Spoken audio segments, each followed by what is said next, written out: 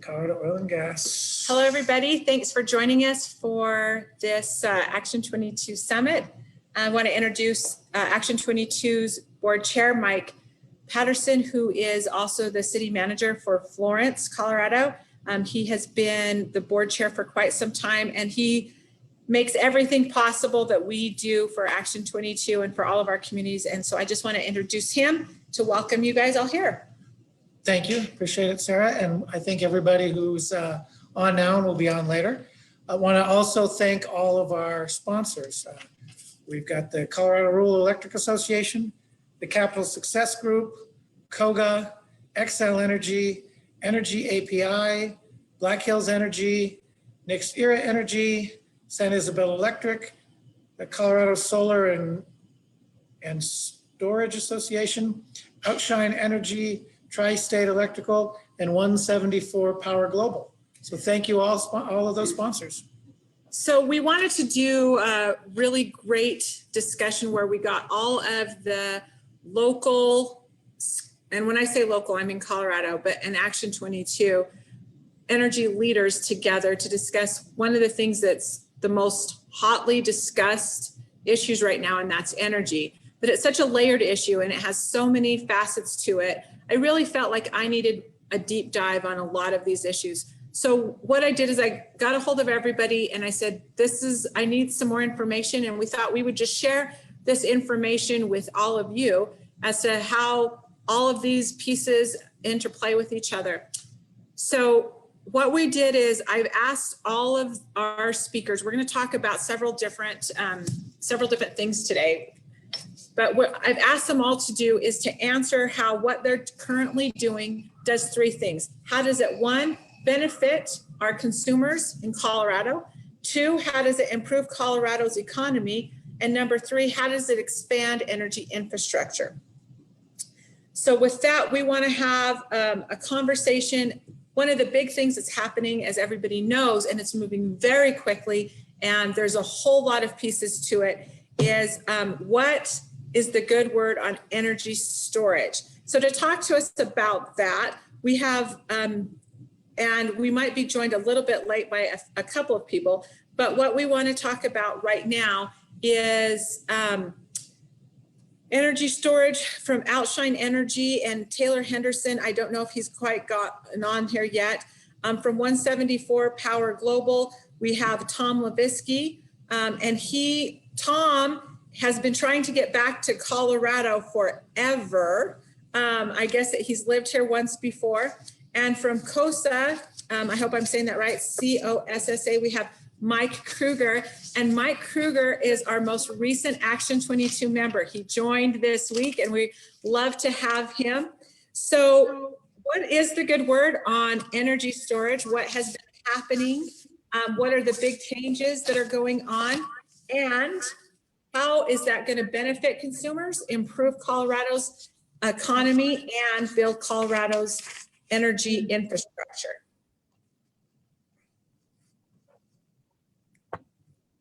Mike, do you want to start? Sure, and thanks for having me, Sarah. It is great to be an Action 22 member, and was on the to-do list in 2020, I promise, but if you all remember, it was a little bit of a weird year. So excited to be with everybody today. As the CEO of the Colorado Solar and Storage Association, it is our job to represent storage developers and storage manufacturers here in Colorado. And while we have some existing energy storage facilities like pumped hydro that have existed in the state for decades, really what we're talking about is lithium ion batteries, the same batteries that power your Android phone or your iPhone, which will soon be powering many of the electric vehicles that are expected to be on the roads here in the next decade. So that same chemistry and those same products can be used to store electricity, specifically helping with intermittent generation like wind and solar. And so while we often say that solar and storage is like peanut butter and jelly, they're good separate, but they're really a lot better together.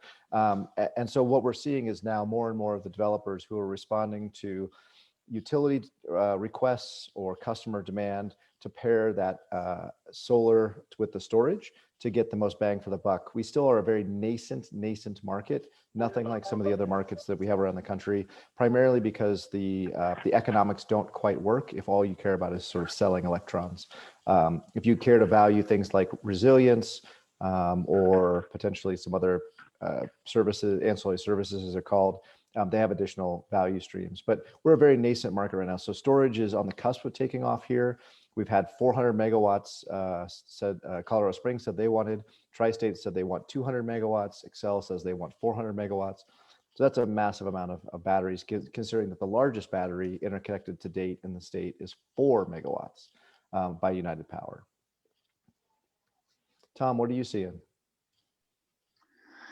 Yeah, that's a great intro into what's happening with storage in general, and I think the way it'll grow in Colorado. You know, I think the way I've described it in many cases, and to a lot of different customers and potential customers for the developments that we do, is that it's really a ramp, an on-ramp into transitioning into more renewables and lower carbon energy production. You know, as it from a starting point, it will help, you know, remove some of the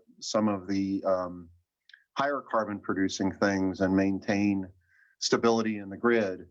And then and it will also help, I think, even more importantly, provide capacity to customers in various places while some of the transmission infrastructure is being rearranged and built. So especially, you know, I know in Colorado when I lived there were lots of places that still pretty big tracts of land that don't really have electricity even that nearby. So as it continues to grow out,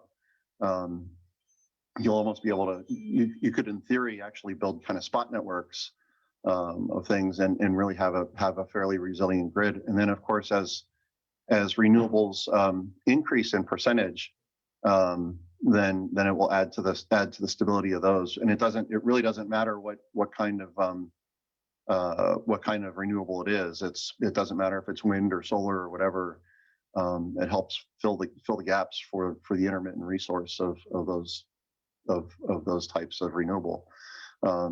So it's and the thing that one of the things that I think is really useful about it or important about it is that it's really relatively low impact in terms of, you know, how it looks. You know, when we put big solar farms up and things like that, of course they're great from an environmental perspective in many ways, but they do take up some space and things like that. A pretty large battery plant is pretty small and not, it doesn't look like very much. It's a couple of containers sitting on concrete pads and a transformer, and so it's pretty non-intrusive, at least from a you know, from how it looks. And in many of the places where we're working, we are working with the communities to in trades, local trades and things like that, to increase their capabilities on building this type of infrastructure. And it really is a big help. I started in the solar industry back in 2008.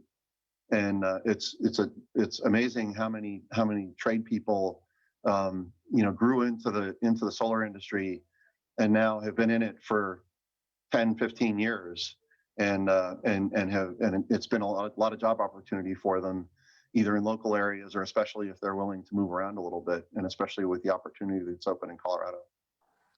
And Tom, you sort of addressed my most frustrating thing about when I go to find pictures of batteries. It's always just a white container. It looks just like it's fell off the back of a truck on a concrete pad. They're not in any way photogenic, and so it's frustrating for us. That's when we're trying to do stuff on the web or on print materials. It's like, well, here's another 4, you know, white cubes or rectangles. I would say about the job opportunities, I think it's really interesting. We didn't see a whole lot of interest in smaller scale storage, either at the community level or at the residential level, until we had the horrible forest fires of this last summer, where we had the largest and third largest in our history. And suddenly anybody who could look out the windows and see that beautiful forest out their back door suddenly thought, well, what if that becomes, an inferno rather than my beautiful forest? What do I need to either protect for myself? Or we've certainly seen lots of mountain communities looking at if they need to put in, say, storage at the middle school. So if they've got to evacuate folks, they can go there. And I suspect we'll see the same thing on the plains as the increasingly variable, weather, knocks some poles over, or you get a couple tornadoes that sort of tear up some transmission lines, and the impact that can have on that community. We unfortunately saw it in Texas, where folks didn't have power for 4 days, and it led to billions of dollars of economic loss and unfortunately the loss of life. So batteries play that important role, and it is a key part of that infrastructure investment that we're going to make across the state, undoubtedly, to take advantage of the low cost or no cost renewables when the wind is blowing and the sun is shining. Yeah, that's right. It's and for people who aren't really in the industry, a lot of the focus is on with storage is on grid resiliency in many ways, but it does actually have that capability of black start and completely maintaining or restarting sections of the grid. Small sections of the grid when there are significant issues like that. So there's been a lot of discussion about how energy storage could or would be taxed. Have you guys gotten into any of that and what that's going to look like? Yeah, so Sarah, I'll take that one off your plate, Tom. COSA has been involved in the conversations on SB 20, or I guess 21-20 this session. Part of the issue with storage is it can be lots of things. I think we sort of mentioned this at first. One is it can kind of act like a generator. If I stick a storage unit, a storage container next to my large solar farm, it can suck up extra solar off the farm or off the facility and then discharge it later. And for all intents and purposes, that looks like a solar facility. Tom mentioned it could be, work as a way where you would put a storage facility in lieu of transmission. So you can actually improve the transmission system by putting storage alongside a transmission line. Similar idea, it works like a sponge, sucks up the extra energy, and then when there's space on the transmission system, it can send it back out. Same on the distribution system in your neighborhood or in your community. And finally, while it's charging, it actually looks the same as you and I do to the utility, which is as a big source of load, a big source of draw of power. And so we had some initial conversations with the auditor here in the state about how do you tax something that's like 4 different things, at least. It can also do grid services. It could do black start, as Tom mentioned. Like, what is this thing? We don't have a way to figure out what this looks like or what this really is. So the initial conversations were, well, we're going to sort of tax it as if it were equivalent to a fossil fuel generating facility like an oil well. Well, we didn't think that was quite right because it really isn't that either. And so we have been working through to just say basically whatever the battery is attached to, right? If it's attached to renewable, it's basically acting as that same renewable resource, so tax it like that. And I believe it did pass with wide bipartisan support. I think it was 31-2 through the Senate, has now moved over to the House. That bill's 2 years in the making, a lot of conversation, including CCI and CML and other groups that are working with local communities to try to figure out a way that makes sense. But the way we were seeing it before is the tax rate was going to be so high that we probably were going to see very little investment because the Colorado market's very nascent. The margins on batteries are very, very small. And so the higher tax rate was going to have an impact of just basically stunting the investment. And so we think now there's a chance with a more predictable rate, a rate that sort of makes more sense in our view, that you will see a lot more storage to go alongside the solar and wind that we know will be coming through the various resource plans from Excel and Tri-State and whatnot. So We're hoping to get that, I think, done this session, and that way everybody can begin to count on it. My developers can pencil that into their projects, know what their expenses are going to be. Local communities can begin to pencil that into their budgets to know what sort of expected revenue they will see. And hopefully, I think, maybe Tom, you can take this on with that certainty in place that now we'll see a lot more batteries installed, and no longer will I go around the state weeping that a 4-megawatt battery is the biggest thing we've got. No, I think that's exactly right. I know, internally, if you look back, going back even just a year, at the federal level, the only investment tax credit that was available is if you had the battery with storage, and it only charged from the battery with solar, and it only charged from the PV plant, which of course is perfectly fine. A lot of our goal is to use storage to enable more renewables anyway. But now it looks like, and I think maybe this is what you were referring to earlier, Mike, that there may be a standalone. It looks like the standalone ITC or investment tax credit may make it through, which will loosen up a lot more capital to put systems like this in the field.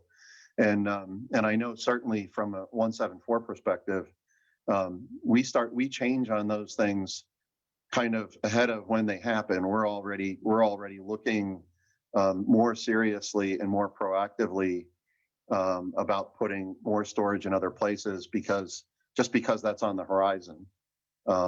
Really, even just in the change of administration, we could see that that there was going to be more investment in renewables.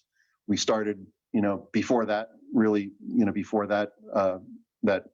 that date fell, and we're doing the same thing with the standalone ITC. So it'll benefit either way. And of course, when the standalone ITC comes around, it doesn't have any impact on our ability to continue to deploy it with solar or with anything else, and give it the opportunity to allow more renewables into the system.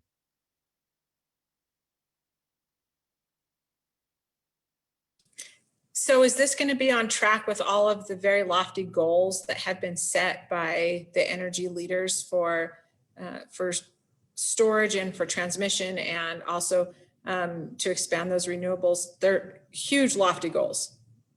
Are you guys going to be able to keep up? Is that going to match that? You know what, Sarah? I think we're up for the challenge. I'm not going to lie. I think industry is chomping at the bit. Tom's probably tired and is going to be very tired at the end of this decade. But I'll bet he's not shirking back from it. Neither any of my rest of my members. The leadership and the legislature in 2019 said, look, we've got to get off fossil fuels and greenhouse gases. The impact on our beautiful state via drought or wildfires or whatever is too much, and we need to do what we can do in our own backyard. At that point, they then said, go figure it out, electric power sector. Go figure it out, agricultural sector. Go figure it out, transportation sector. And from our perspective, we feel pretty good about the way it's moving.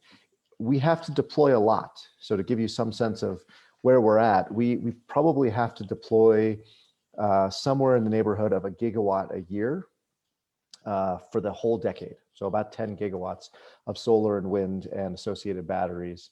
And until 2020, we'd only deployed about 4 gigawatts. So from man starts walking upright until 2020, you get 4 gigawatts, and now you're going to do 1 gigawatt a year. As you can imagine, the amount of work before us is quite big. But I have not heard anybody say this isn't achievable. I've never heard anybody say this is impossible. What they've said is, we all got to work together. Industry has to work with policymakers, has to work with landowners, has to work with local communities. We all need to understand what this looks like, because we're fundamentally rewriting parts of our economy. And so what is that going to mean? What's the impact? How do we ensure, for example, that the entire state benefits from this build out? The plans for new transmission are so that another dozen counties can take advantage of this, primarily counties in the Southeast. Otherwise, all the solar is going to end up in about 4 or 5 counties: Mesa County, Weld County, Logan County, and maybe Larimer County. They'll get it all because that's where the transmission exists as of right now. And that's a concentration of a wealth that I don't know if anybody really would support it. And again, these are huge numbers, but 1 gigawatt is about $2 billion in investment. Obviously, that's across all the plant and the facilities and the people and the local communities, but we're talking about a $2 billion investment annually across the state. And so, ensuring that we do get a chance to share that among the entire state is vital, and rather than concentrating them in just 3 or 4 places. So, are the goals lofty? Absolutely. Are they impossible? Not at all. But we've all got to work together to get it done as Coloradans and as folks who I think benefit from all this investment. I mean, Tom, you tell me, is this too much work for you guys? Do you guys need a vacation? Well, sometimes I think I could use a vacation. When I started in the solar industry, my first job in the solar industry, a friend called me and knew I was an electrical engineer, and said, "What do you think about solar?" And I said, "I don't know." The last time I looked at it was when I was a senior in college, and a megawatt was like a square mile. And he laughed at me and said, "No, it's all different now." And so I joined that company, and 5 years later, we had about 3 gigawatts built and 6 gigawatts under construction. And that's been in the last 10 years, that's continued. So I kind of feel like storage is in a very similar spot. It's definitely a stretch goal, but I think people will be surprised at how much of it shows up and how quickly it happens. And so, yeah, I agree it's a stretch goal, but I think we're up for it. And frankly, I don't think it'll end there, especially with storage. Once you start to get into hydrogen technologies and things like that, there's another one coming in another 10 years. I'm still waiting for the think that Mr. Fusion to put me out of work. Oh, sorry, Sarah. Oh, no, you're fine. I don't think that the hydrogen can get here fast enough. In our estimation, we keep asking those kinds of questions, and they say cost prohibitive. So along that vein, and again, you're educating me on this, the actual production of battery storage for these, I imagine that there's a lot that goes into it. This isn't a simple thing. As far as resources for the batteries, do you have any barriers that you're currently facing on any of those things? Well, I did have a conversation with a member of mine just yesterday who is trying to buy batteries for residential and commercial customers, and their supplier said that they won't be able to get them anything until June. So there is definitely a supply chain crunch that is just because demand is larger than supply worldwide. So we're not the only people seeing the impact of climate change and individuals buying batteries to support themselves. Australia was horribly hit last year. They're a huge market. California is a bunch. I promise you, Texas is now going to be a big group of buyers. So the good news is LG, who's one of the major suppliers of batteries, announced just yesterday that they're going to invest, I believe it's $3 billion in a new plant here in the United States to help meet that need. So that's really the issue. I will say that the free market's kind of amazing, and the amount of expensive materials that used to go into both solar and to batteries, those materials are getting shrunk and shrunk and shrunk. So there used to be a lot about sort of cobalt, for example, which was sourced from some really, really ugly places in the world where there's some horrible practices around labor and mining and things. There's only about a half dozen manufacturers of batteries in the world, and many of them are getting better at using less and less cobalt in each of their batteries. It saves them money, and they also then can have a smaller footprint. Many of the other items that are in a lithium-ion battery are plentiful. I mean, lithium is quite a bit. It's kind of everywhere. So it's a really quite easy to find. And then batteries, and I would say this is really, I think, a great step forward for the battery manufacturers. The most recycled thing in the world is your lead acid battery in your car. 99.5% of that battery is recycled. And the battery manufacturers who are making lithium ion batteries are following that same culture of reuse and reuse. So they're doing a better job. Some of the first generation batteries this won't apply to, but the stuff you're going to see out in homes and fields starting in this year and going forward are designed with the idea of how do we make these so easy to recycle so we can tear them apart pull the various components apart and recycle them back into new batteries. And it matters how you actually design where that stuff is placed, for example, within the battery pack, or within the cell. And so we're seeing that, I think, as a nod to the future, but also it's in their best interest, because if, God forbid, the dictator in Congo says no more cobalt exports, then the world would be in a world of hurt when it comes to lithium-ion batteries, and that would mean, Apple wouldn't be able to sell you their new iPhone. We wouldn't be able to sell you a new battery. You couldn't get a new battery from GM or EV from GM. So there is some self-interest, and I do think the free market's kind of amazing in that way. So I don't know, Tom, you're buying these things? What are you seeing? Yeah, so it's really interesting because if you go back, I guess a year and a half ago or so, there was a real crunch on batteries, and it had a lot to do with, this is kind of one of the upside downside things. One of the reasons that they're a little bit difficult to get for energy applications is because so many of them are going into electric vehicles. So the downside is it makes it tough for the energy market to get them. The upside is they're going in cars, which is also helping the overall situation. It's not like they're going to some other purpose. And then it looked like things freed up for a little bit, but that was only for a short period of time. And now with a lot of the things that are happening, there is an expectation that there will be a pretty big crunch on the supply.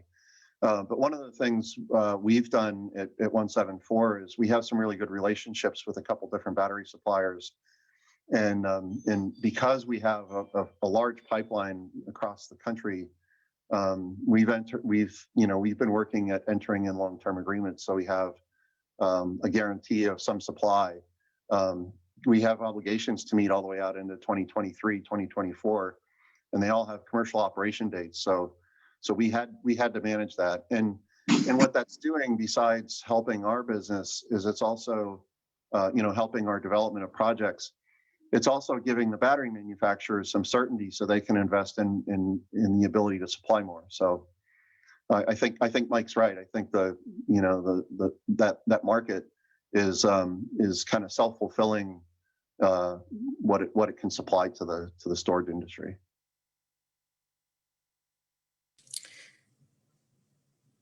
So we're getting a few questions.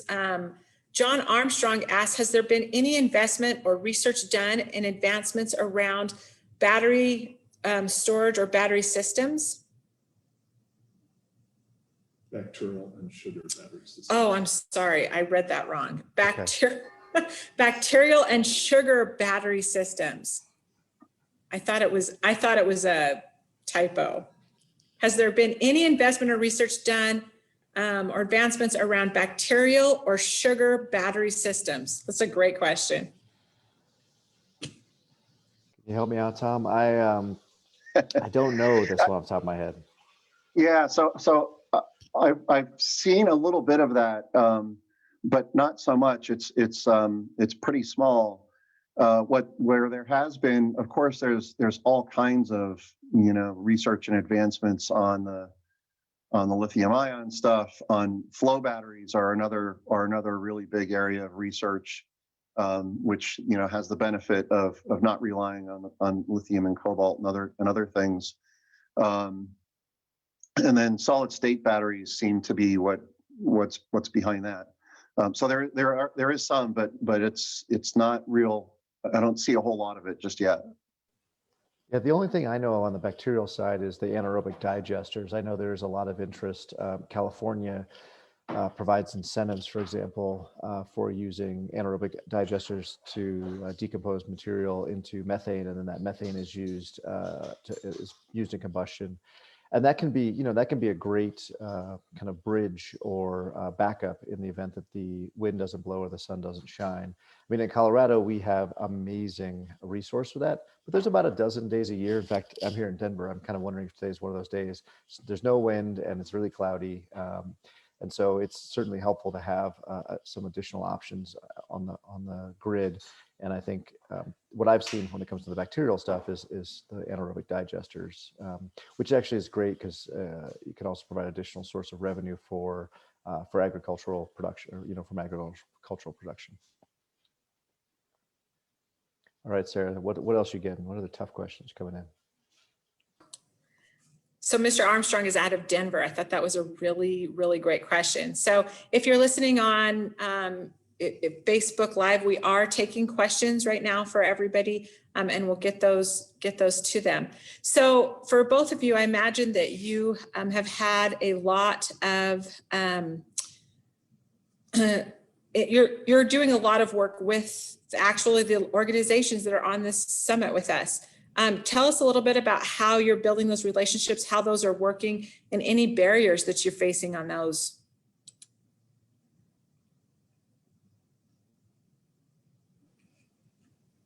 You want to go first, Tom? Or you want me to Yeah. So, go ahead, Mike. Yeah, I mean, I'm the association, right? So my job is to represent our 180 plus members throughout the state, and often to be the first point of contact for individuals who, suddenly have an interest in San Miguel County or Lincoln County, and to know where that's at.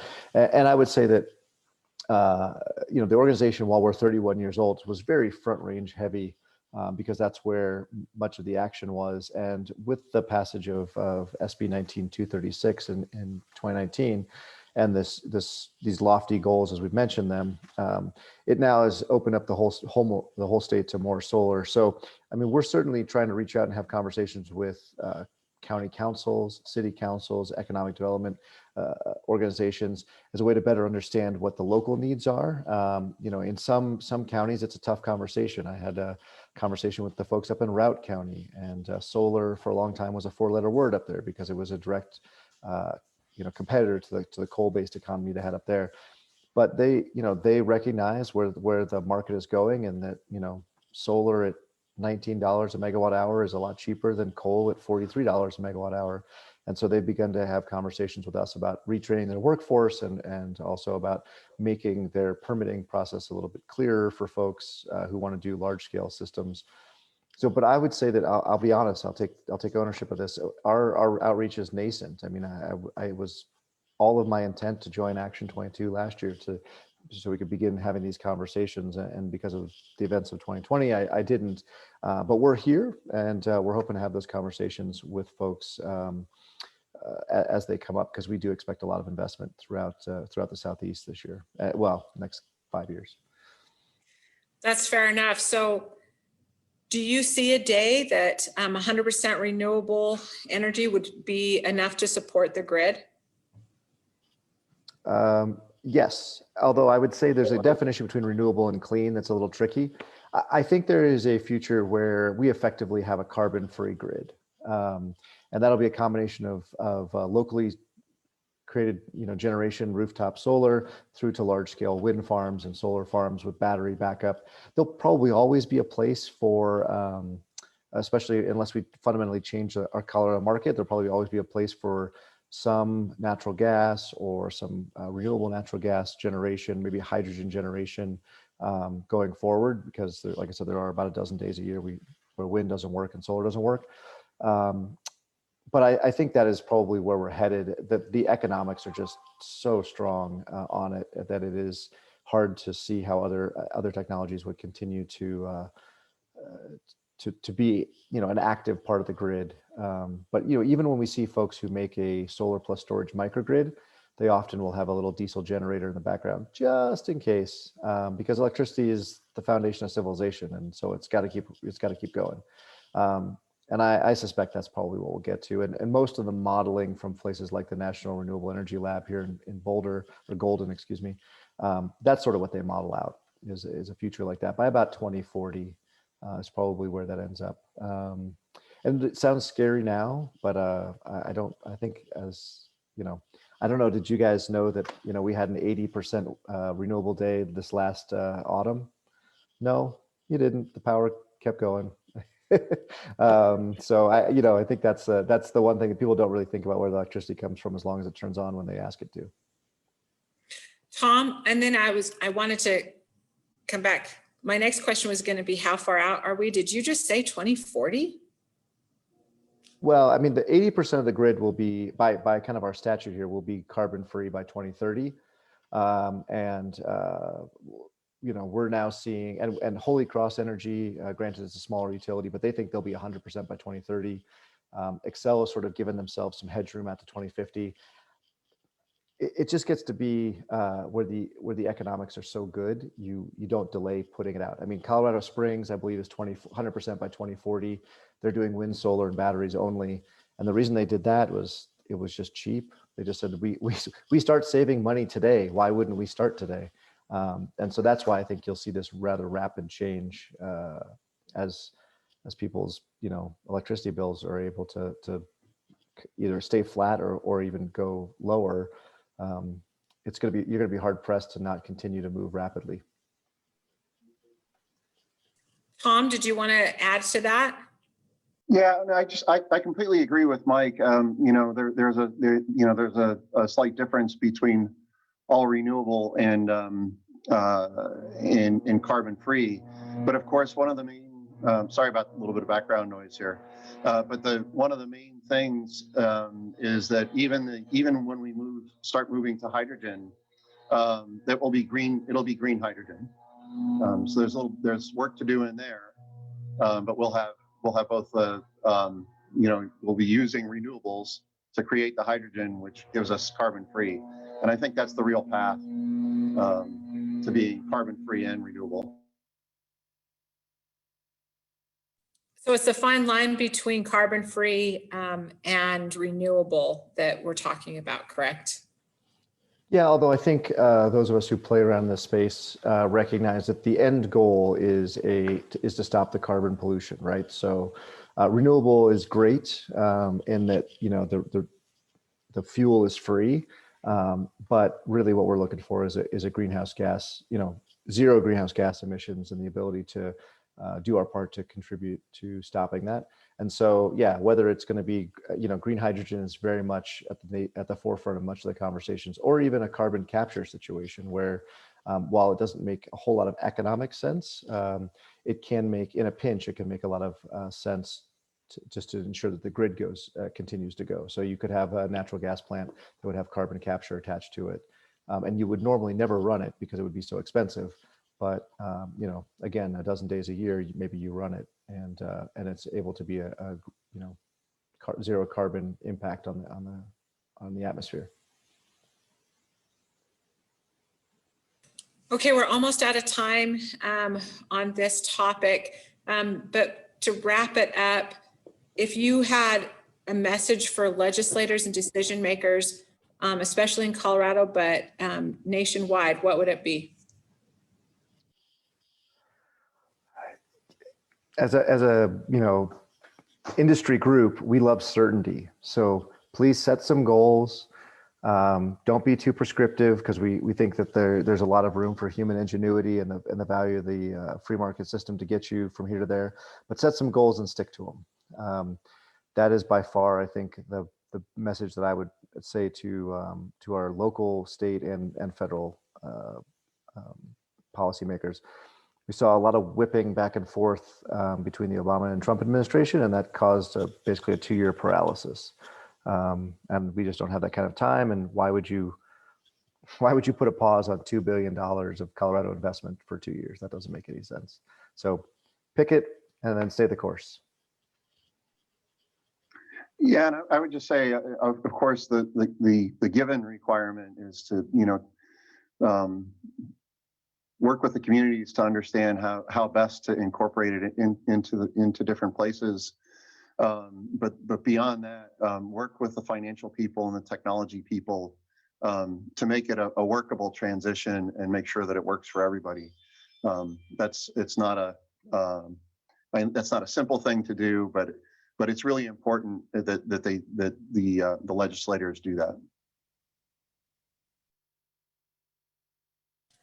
Well, thank you both so much for doing this and being with us. We appreciate you being members of Action 22. We appreciate all the work that you guys are doing, and especially on this front as we move forward into some uncharted and some sometimes scary waters. We appreciate everything that you guys are doing. So thanks so much for being with us. So next, thank you. So next we're going to talk about beneficial electrification. This is a topic that is relatively new. Even the term is relatively new. And we have quite a few people to talk about it. So we've got an extra 5 minutes, which I really appreciate. I want to kind of go around the virtual room here in just a second. We're going to hear from Lee Bowie first, who is with Tri-State, that can give us what exactly is beneficial electrification. But for the rest of you, I've got John Vigil and Kent Singer, Reg Rudolph. So would you just do me a quick favor? And if you're talking about it, would you just give a shout out and introduce yourself to everybody else and to everybody who is in the Facebook world listening in? So Lee, will you start with introducing yourself and then just go around the room? Good afternoon. My name is Lee Bowie, Vice President of Communications at Tri-State Generation and Transmission Association. So, hi, Sarah. It's Kent Singer. I'm the Executive Director of the Colorado Rural Electric Association. We're the trade association for all the 22 distribution co-ops as well as Tri-State. Thanks, Kent. I'll go next, John, and I'll let you come in. I'm Reg Rudolph, General Manager at San Isabel Electric. We are a member owner of Tri-State G&T and also a member participant of CREA. So good to see Kent and Lee on the call.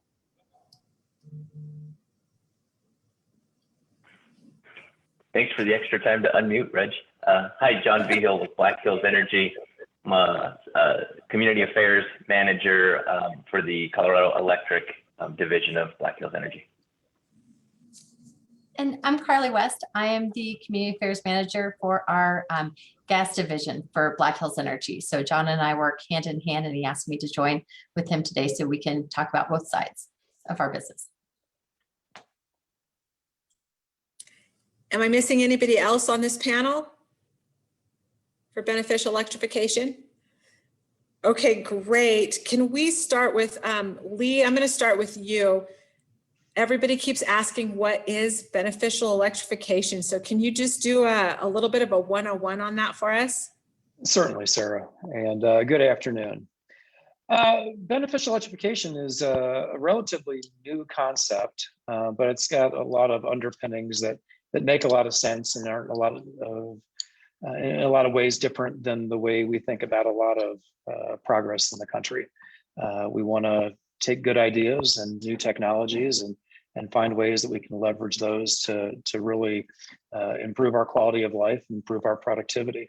So beneficial electrification is using electricity in end uses where doing so satisfies at least one of the following conditions without adversely affecting the others. It saves consumers money over time, benefits the environment, reduces emissions, improves a product's quality or a consumer's quality of life, fosters a more robust and resilient electric grid. It has to satisfy really one of those without taking away from the others. And that doesn't mean we're electrifying everything. We want to electrify products that are used when it makes sense to do so, that brings more value to our lives. When you do that, it's good for our environment to address climate concerns by reducing emissions. You know, there's a growing consensus for electrification to meet greenhouse gas reduction goals that have been set. I think it's widely recognized that you need to begin to electrify passenger vehicles. You need to address building space heating. You need to address water heating. And electrification has solutions to that. It's an opportunity for consumers to save money. There are places where you can electrify that reduce consumer costs or increase consumer convenience. It's good for electric cooperatives. As we are focused on energy efficiency and using energy more wisely, if people can use more electricity to improve the quality of their lives while simultaneously reducing emissions, that's good for the not-for-profit electric cooperatives in Colorado and certainly in southeastern Colorado. So for them, it really gives them an opportunity to sell more electricity using the same assets and infrastructure they have today. That's more revenue for the fixed costs that they have. And that's a good thing for your not-for-profit cooperatives. And it's also good for the community because we create a more resilient, more stronger grid and a more resilient community. So what are those beneficial electrification opportunities? Well, more efficient heating and cooling, the use of things like air source and ground source heat pumps to condition space, whether it's heating space in the wintertime or cooling space in the summer. You can do that using heat pumps and electricity, and you can do that at a lower long-term cost. You can change the way we use energy for mobility. You can use electricity rather than gasoline in your vehicles, and that can make a significant impact, improve your quality of life with a car that's easier to maintain while actually reducing your costs. Outdoor electric equipment. One of the simplest paths to electrification is looking at what you use to mow your lawn, to whack your weeds. Electric garden implements are very popular and a great way to sort of move into the beneficial electrification realm. Even in the kitchen, stoves that use electricity are really quite convenient and can replace some of the value that you get out of gas at a lower cost. So there's a lot of ways that you can use beneficial electrification. The key to this is that electricity is getting cleaner over time. For Tri-State, we've announced our responsible energy plan. We did that January of last year, where here in Colorado, we'll be reducing the emissions associated with our Colorado energy sales 80% by 2030. By that time, 70% of the electricity that we will provide to our members will come from renewable sources. Beneficial electrification is interesting because you can buy an appliance and it'll be greener and greener over time as the electric grid gets greener and greener. That's a unique attribute and one that really can provide confidence for those that are investing in electric appliance and beneficial electrification, that the quality of their beneficial electrification is going to improve over time as they continue to use those electric devices. And it's the bottom line is that the electric technologies are getting more advanced, more efficient, and more affordable. Before I joined Tri-State about 15 years ago, I worked for the National Renewable Energy Laboratory, and I would go around and talk about the future of electric vehicles. I'll just point this out. I grabbed this off my desk today. This is the 2002 GM autonomy concept car. And it's interesting because they had the concept of having a car with a platform that had the major components to your vehicle, your batteries, your drivetrain.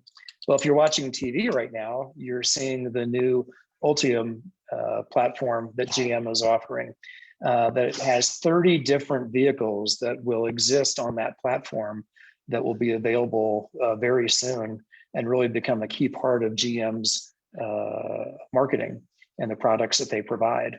This is because the technology for batteries and electric motors and materials and vehicles is changing dramatically to the point now where GM has actually changed their logo as they move into electrification of vehicles. It really brings home the point that electrification is here. It's got tremendous opportunities.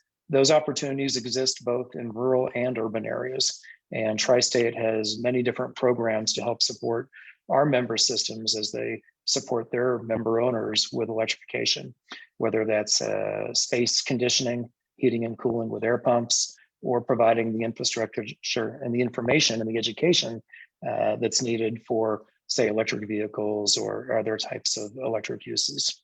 So the bottom line is that as electricity gets greener and as the cost of electricity come down compared to the cost of other fuels, you've got a tremendous opportunity to utilize electricity to improve the productivity of a business, the quality of life of a resident, make their jobs easier at work and at home, have cleaner emissions from what they're doing. The bottom line is that, state of Colorado has set very aggressive emissions reduction goals, and utilities can't do it alone. So what Tri-State sees is that through beneficial electrification, you can extend the benefits of the green grid and lower cost power to further accelerate emissions reductions and help meet the state's goals. And Sarah, I'll stop there. Thanks, Lee. I appreciate that. I think that there's a lot of, I appreciate that definition, laying that out. I wonder if some of the things that we've been talking about, what we were thinking beneficial electrification, or when somebody's used that term, we've been thinking about a little bit something just a little bit different on that. And I think in particular, we're worried about how that definition is going to be attached to policy. So I want to throw this out to the group to talk a little bit about what you're seeing on your end, and especially from a policy perspective, what we're maybe some of the concerns or some of the things that you are doing toward the definition that you just put out. So I want to put it, I'm going to call on John and Carly first from Black Hills to talk a little bit. And again, with regard to this, how is what you're doing benefiting consumers, building or helping the economy, and also creating or expanding that infrastructure in Colorado, the energy infrastructure, especially surrounding, because we've had a lot of discussions around this. So John, if you'd start us off. Sure, Sarah, I'm happy to start off. First of all, I'd like to maybe just kind of give you an illustration of where our territory stretches, both Colorado electric and gas. So we cover all the way from the northwest corner of the state down pretty close to the southeastern corner, but definitely all the way to the southern border with our gas territory, and then as far east and as far west as you can go in the state. And our electric utility is a little bit more contained, mostly in southeast Colorado, but predominantly we serve rural Colorado. And so while serving rural communities, is a common thread, we recognize that all of them are unique. And so we need to be careful when we advocate for energy policy that it reflects the diversity of our territory. And what that means for us is that we have to respect both the economics and the geographics. And so for us, it means putting the customer first and at the center of every decision that we're making. And we're committed to making sure that we're giving them the clean and reliable and affordable energy that they want and they deserve. So, maybe from an economic standpoint, what I'd like to start with is we recognize that renewable energy has always been thought of as an economic driver for rural communities. And what I mean by that is whether the project is a wind farm or a solar array or a natural gas project related to a livestock operation, as an example, these projects present an opportunity for agricultural operators to enhance and diversify their revenue stream. And that's important. So when we look at the future in energy in Colorado, our job is to try and make the future of energy better. And what does that really mean? Well, does it mean cleaner? Does it mean more reliable? We think it means both of those, but it also includes safety and reliability. And so the example that I would offer is, we recently had announced our clean energy, that we're going to file a clean energy plan in 2022. And we've committed, similar to other operators, we have committed to 80% greenhouse gas emissions reduction by 2030. And as part of getting there, one of the driving factors is our Renewable Advantage program. And that Renewable Advantage program is a 200 megawatt solar array that will be established here in Pueblo County.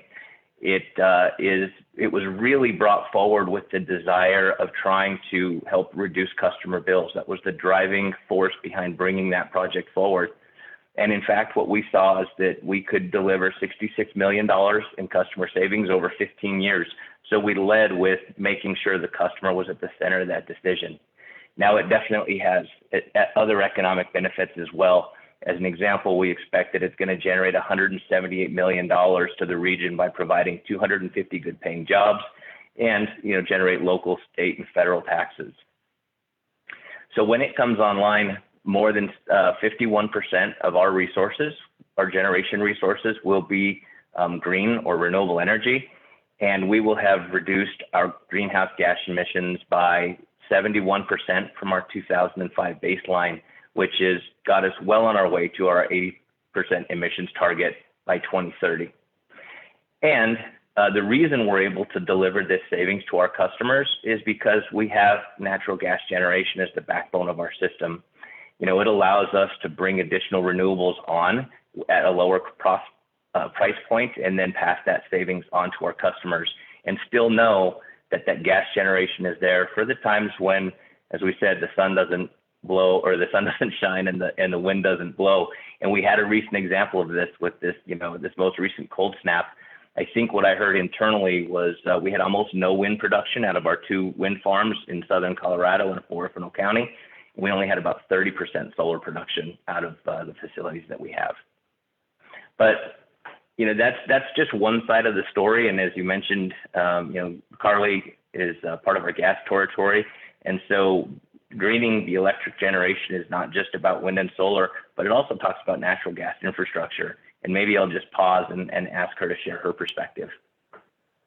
Sure, and thank you, John. I appreciate that. So when you look at electrification policies, there are really 2 areas where there's some unknowns, and those are cost and feasibility. And I think we're all in the same position of waiting for this weekend storm to arrive. So we know Colorado winters can bring frequently sub-zero temperatures that last for days and major snowfall that we all rely on, and average daily lows that can be in the teens throughout those winter months. So intense seasonal energy use required for space heating and large increases in peak winter electricity uses are the most significant challenges to electrification. And we have found that in those cold weather space heating challenges, they're often oversimplified or underestimated or just not properly conveyed in public policy electrification discussions. And what we're seeing is that the power generation and electric infrastructure costs and reliability implications for consumers and society as a whole, they're significant. And it's just important that we talk about those.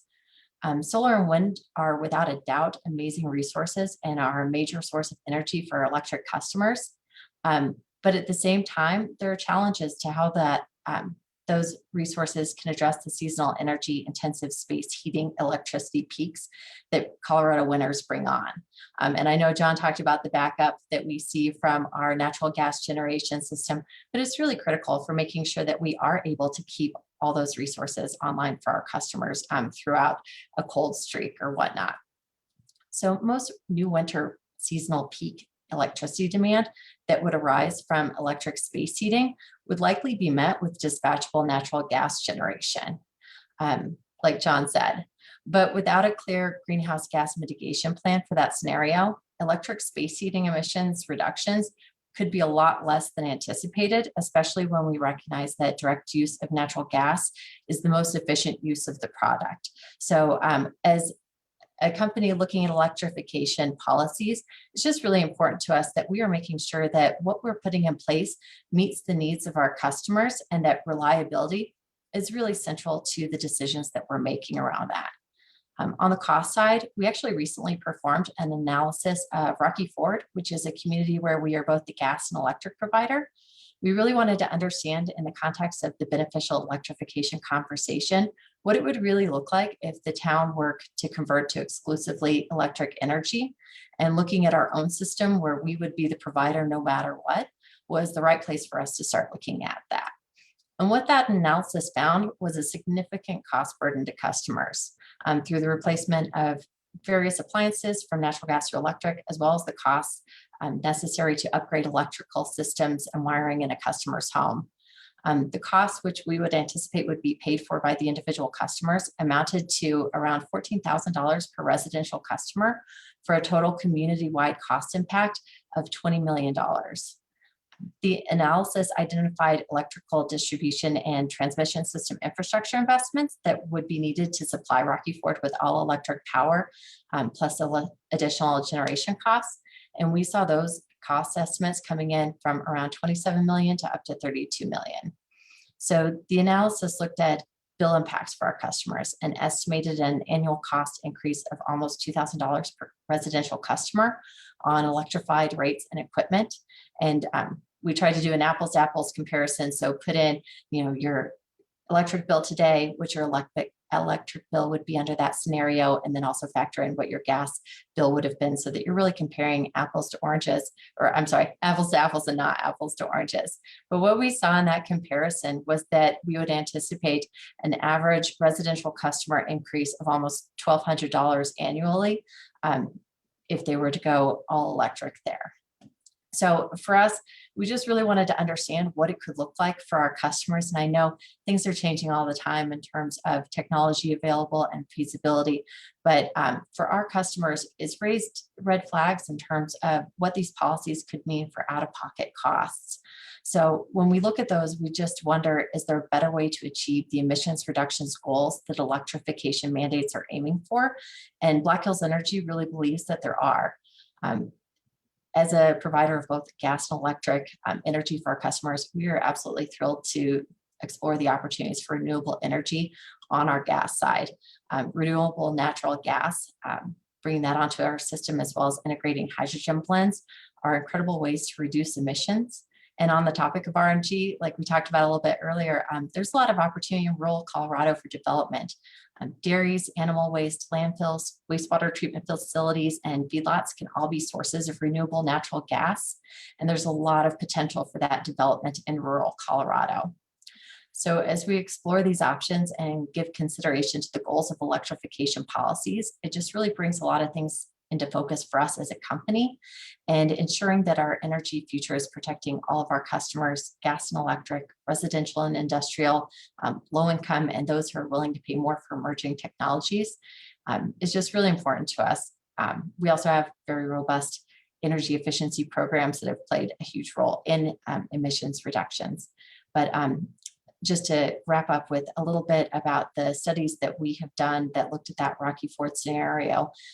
Recent studies have actually shown that using hybrid space heating systems, where electric heat pumps operate at milder temperatures and natural gas heating systems operate at cold temperatures, might be the best solution, because it avoids a host of the issues that come with cold climate electric heat pump operation, annual higher bills, electric grid scale up for winter peak days, things along those lines. It takes care of those issues while still allowing those heat pumps to work under the most ideal situations, and allowing natural gas to back that up and make sure that energy is reliable and affordable when heat pumps are not the best solution. So utilizing both gas and electric resources, as well as ensuring that the energy we use is being used as efficiently as possible, is what we think is the best solution that ensures reliability, affordability, safety, and comfort for our customers.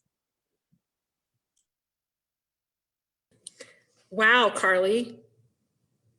Good job. There was a lot there, and of course, I have some questions, but before I get into those, I want to hear from both Kent and Reg on this. Kent, from a rural electric association perspective, do you agree with what Carly just said? Where are you guys sitting on that? Well, Sarah, I think that there are a lot of opportunities for both gas and electric to be complementary to each other. I think Carly's last point, I really agree that there are certain applications where that makes a lot of sense, where you have an electric heat pump in certain contexts and scenarios, and gas fired heating applications can make sense in others. So I don't think we're necessarily at odds on that. And it's interesting, I'm not aware or familiar with the Rocky Ford analysis. I think what's being analyzed there is probably a lot more ambitious than what we were suggesting. I think that, at least in my work with this topic for the last year or two in Colorado, we're not nearly that ambitious. I'm not aware of a co-op that's wanting to electrify a city within its territory and to the detriment of the natural gas utility. I mean, Reg may clarify and correct me, I'm not sure, but you know, we have a new organization called the Colorado Beneficial Electrification League. Actually, it's the Beneficial Electrification League of Colorado, which is comprised of Excel and Tri-State and CREA and the Southwest Energy Efficiency Project, and then the Governor's Energy Office and Western Resource Advocates. So there's a whole lot of non-governmental organizations and utilities that have gotten together to try to explore this topic and find where these applications can make sense. And reach the objectives that Lee Bowie was talking about. Lee did a great job of sort of setting the stage on what BE means. And the very heart of it is, how do you benefit your consumers? And that's what electric co-ops are in business to do. We're not out there to make a profit. We're trying to figure out how to make our members' lives better and their communities better. And we do think that beneficial electrification can do that in certain applications. And so, there are 22 distribution co-ops around the state. A lot of them are exploring different opportunities for this. Next week, I'm going up to Mountain Parks Electric, and in Kremling, they're going to have a ribbon cutting for an electric school bus up there. I mean, that's one example of a beneficial electrification project where they think there will be savings to the school district and perhaps a better technology to benefit that community. So again, I think there are a ton of applications that make sense for beneficial electrification. And like I said, I don't think we're trying to take over the world at all. We're just trying to, deploy it in places where it makes sense. So Reg, with that, I'll kick it over to you. Well, I guess I don't have a strategy if we're not trying to electrify everything. No, I think that's a fair assessment. Yesterday on the Action 22 radio show, I talked a lot about the issue with housing and how upgrading the efficiency and conservation in the existing stock and building new stock was going to be so important. But being Action 22 is a public policy group, and I think that's what we're trying to get to the point of having being able to understand, being able to take positions on policy. In San Isabel Electric, we serve rural southern Colorado, so that's where our focus is and that's where our attention is. And at San Isabel Electric, we're on the retail level. Lee from Tri-State. Tri-State's our power supplier. So what we're trying to do is figure out what solutions would exist at the distribution level for our end use consumer member owners. And from a public power perspective, the decarbonization is that, we understand that concept very well. We understand the outcome. But at the end of the day, all of us at our utilities have an 8,760 hour per year requirement to make sure that there is a firm resource, whatever that resource is. That's the obligation that we have. That's the obligation that we have under our certificates to serve in the public domain. So being able to balance that and trust me, we can appreciate the desire to decarbonize the global climate change aspect of it, but to have a clear path. I think that the COSA group is asking for clarity and a path, and that's the same thing that we would like to see. Is that how do we get from here to where we need to be with the technology that we know exists. And Sarah, in your questions, you asked for us to address three issues. And from San Isabel's perspective, what is beneficial electrification? How would that benefit the consumers?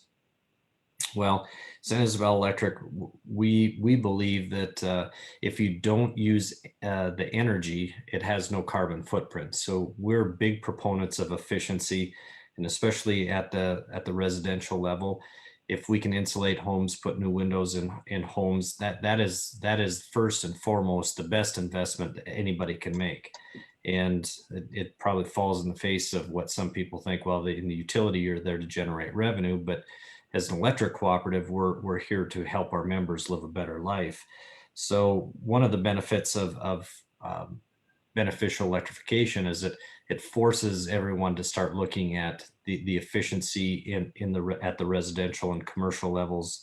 So part of our Empower division is we're trying to remove barriers for people to make those upfront investments and on-bill financing, putting products and services in front of our consumers so that they can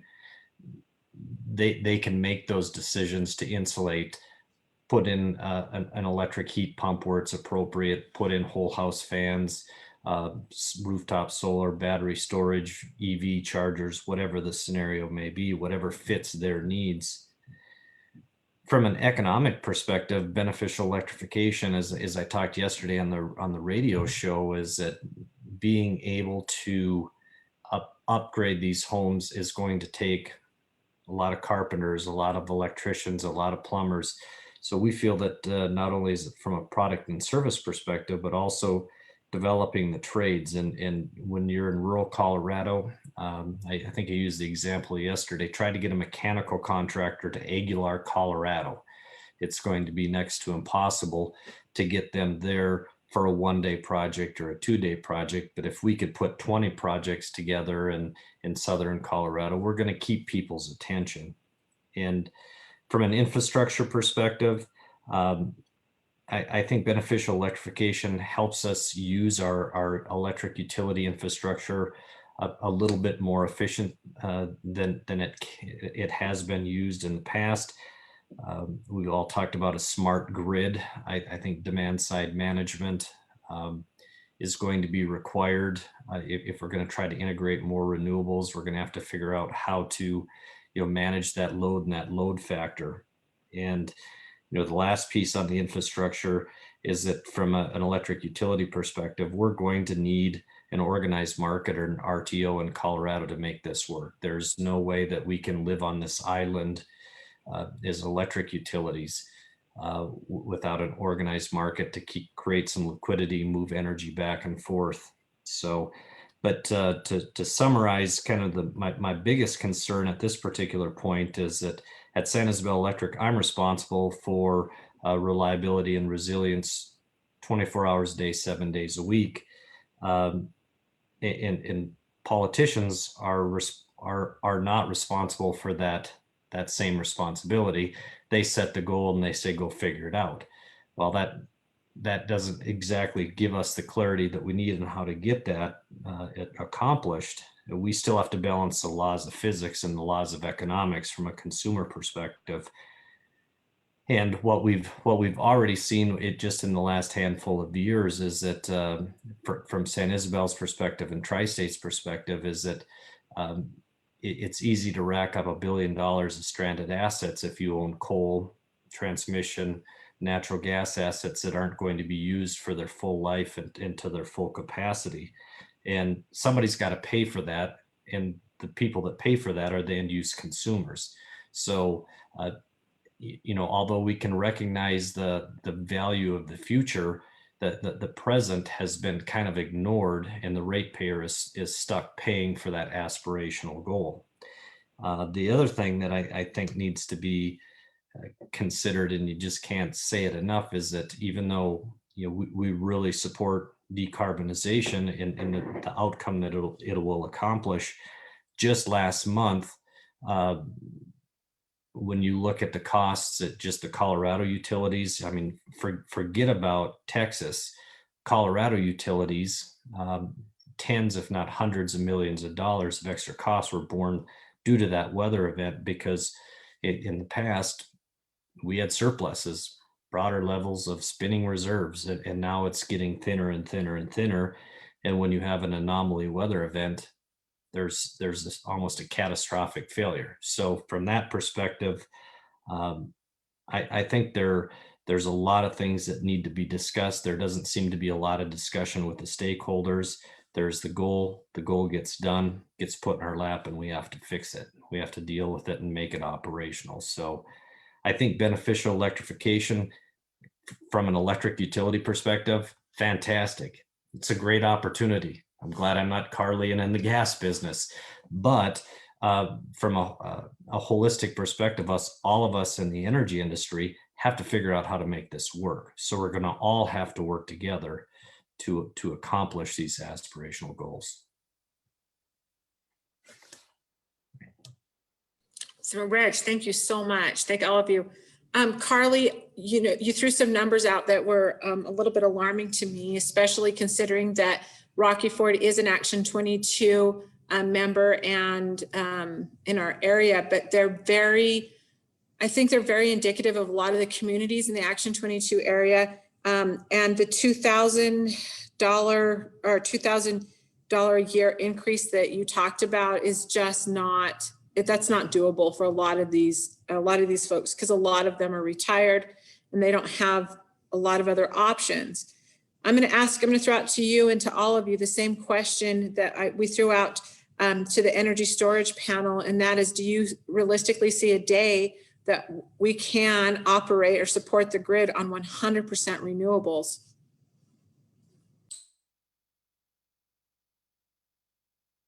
Carly, we'll start with you and we'll just go Carly and John and Kent and Reg. You know, I think there is a day in the future where we can look to 100% renewables, but I don't know that it necessarily looks like 100% electrification in the way some conversations are approaching that. We see a lot of potential on both our electric and gas sides to provide renewable energy to our customers through a combination of wind, solar, renewable natural gas, and green hydrogen. And I know we talked about hydrogen as you want to see it come online soon. And, you know, there's a lot of excitement around that. The way we look at that is that it's a source that's in its infancy. So it's in a place where I want to say wind and solar were at not all that long ago, where people looked at those and said, the cost is too high, the reliability isn't there, it's not a feasible option. And we've seen how that's really shifted in recent years through a combination of improved technologies, tax credits, a variety of things that have helped bring that technology to a place where we're bringing more and more onto our systems. So we see potential for RNG and green hydrogen to bring that same benefit to the gas system. There's a lot of infrastructure that's been invested in already, and we think there's a lot of use for that in the future. And we do see a future that involves a lot more renewable energy being delivered through that system. So from our perspective, it's yes, we can get there, but it requires us being creative and looking at all of the opportunities that lie in front of us and not necessarily predetermining the path before those technologies come to fruition. So thinking outside the box, think about 5 or 10 years ago, what didn't exist that exists today, and consider that there are other options. John, what do you think? Well, you know, I think that what you heard throughout all of the panelists' comments is that, you know, this does have to make sense for the consumer. And one of the things that I would point out is we have about 98,000 electric customers, and as we consider, you know, making investments in our system, we just need to think about how we're going to impact the rates of those customers. One of the things that I think concerns me is how we look at the cost of carbon and whether or not carbon taxes are going to kind of artificially make these you know, electrification more economically feasible. And so I guess what I would just reiterate is, as we look at all of Colorado, it's not a one size fits all. We really need to be cautious about negatively impacting the rural communities that just don't have the critical mass to help support the costs that are coming down from some of these mandates.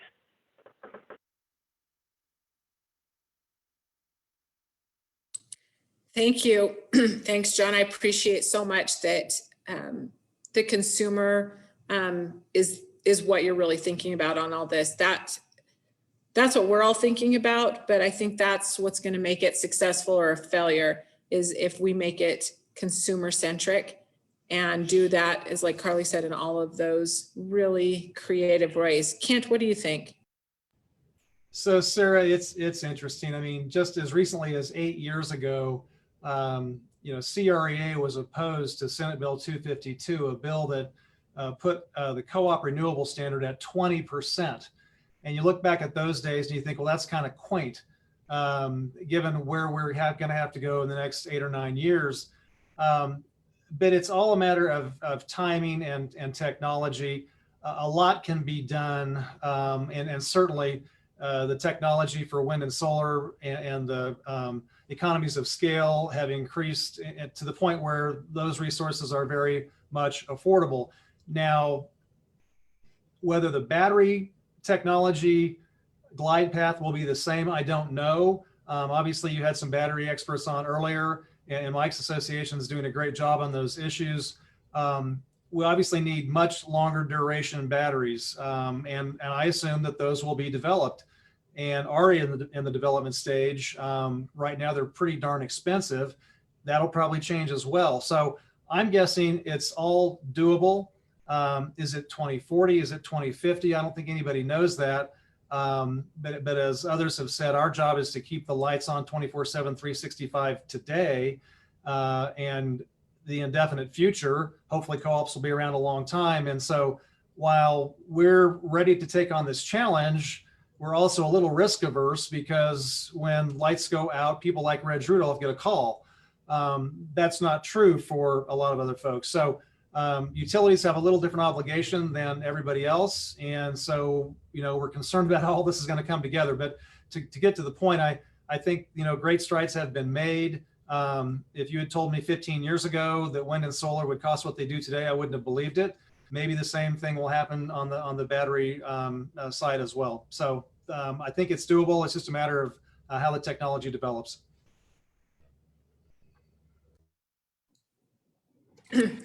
Thank you. Thank you, Kent. I know you've been in this for a really, really long time, so you've seen all these developments happen for all the years. I'm going to ask you before I turn over to Reg, what is in the last 10 years, what's been the one thing that you have thought, okay, we can do this? Like the one development that you've thought, okay, we can probably do this. Well, I think, like I said, on the Senate Bill 252 debate and getting to 20% renewables, even though we weren't excited about it because we really thought that was going to increase costs to our end use consumers. But I think we felt like, all right, the law passed and we can get this done. So look, the co-ops will figure out all of these things and make them happen. If our state adopts new policies in law, we're going to make it work. That's the bottom line is we need to be listened to and heard as to what the challenges are in doing these things.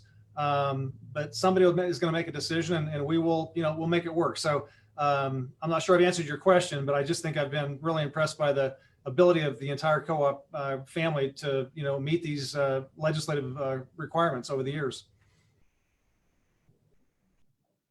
Oh, thanks, Kent. All right, Reg, what's in your brain right now? Oh, it's Friday afternoon, and who scheduled this on a Friday afternoon, Sarah? So, well, just to answer some of the questions that,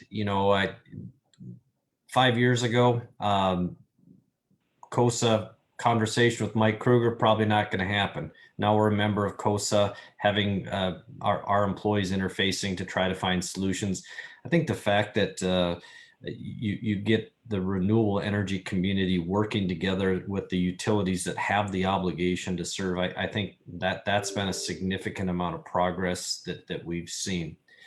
From a consumer perspective, reliability it's always going to be first and foremost in a consumer's mind, that they want their power 24 hours a day, 7 days a week.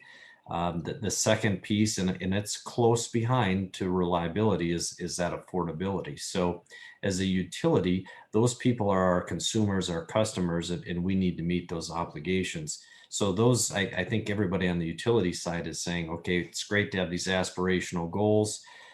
We don't know what technology may or may not exist in the future. I can remember as a kid about 10 years ago, and that's a joke, reading Popular Science and Popular Mechanics and seeing all these articles about things that were coming, and it was just hard to fathom. And some of them exist, some of them don't. So it's that best available, best known technology that's going to be that breakthrough is going to be important. Nobody has talked about nuclear energy. I don't know if nuclear energy is ever going to be a resource, but what we do need is we need to make sure that if we have a low carbon resource in the future, it needs to be a dense energy resource to make sure that we have that capacity to support the grid. So we're seeing generation become decentralized, and I think centralization and decentralization is kind of a cycle as you go through. I would imagine since it's decentralized now, in 10, 15 years, we'll have some sort of centralized resources. So it's going to be interesting, but I know one thing is that I still have an obligation to serve our consumers 24 hours a day, 7 days a week. So that's what we'll be trying to figure out how to do within the policy constraints that we're going to live in. Thank you, Reg. Having been a consumer of San Isabel Electrics for more years than I'll mention, I appreciate that. I can only think of a couple of times in that entire time that our electricity's actually gone out, and it's never gone out for more than a couple of hours. And so I know how hard everybody works to be reliable and to do all that, but I really appreciate that. And just one more comment. I understand that it is your birthday.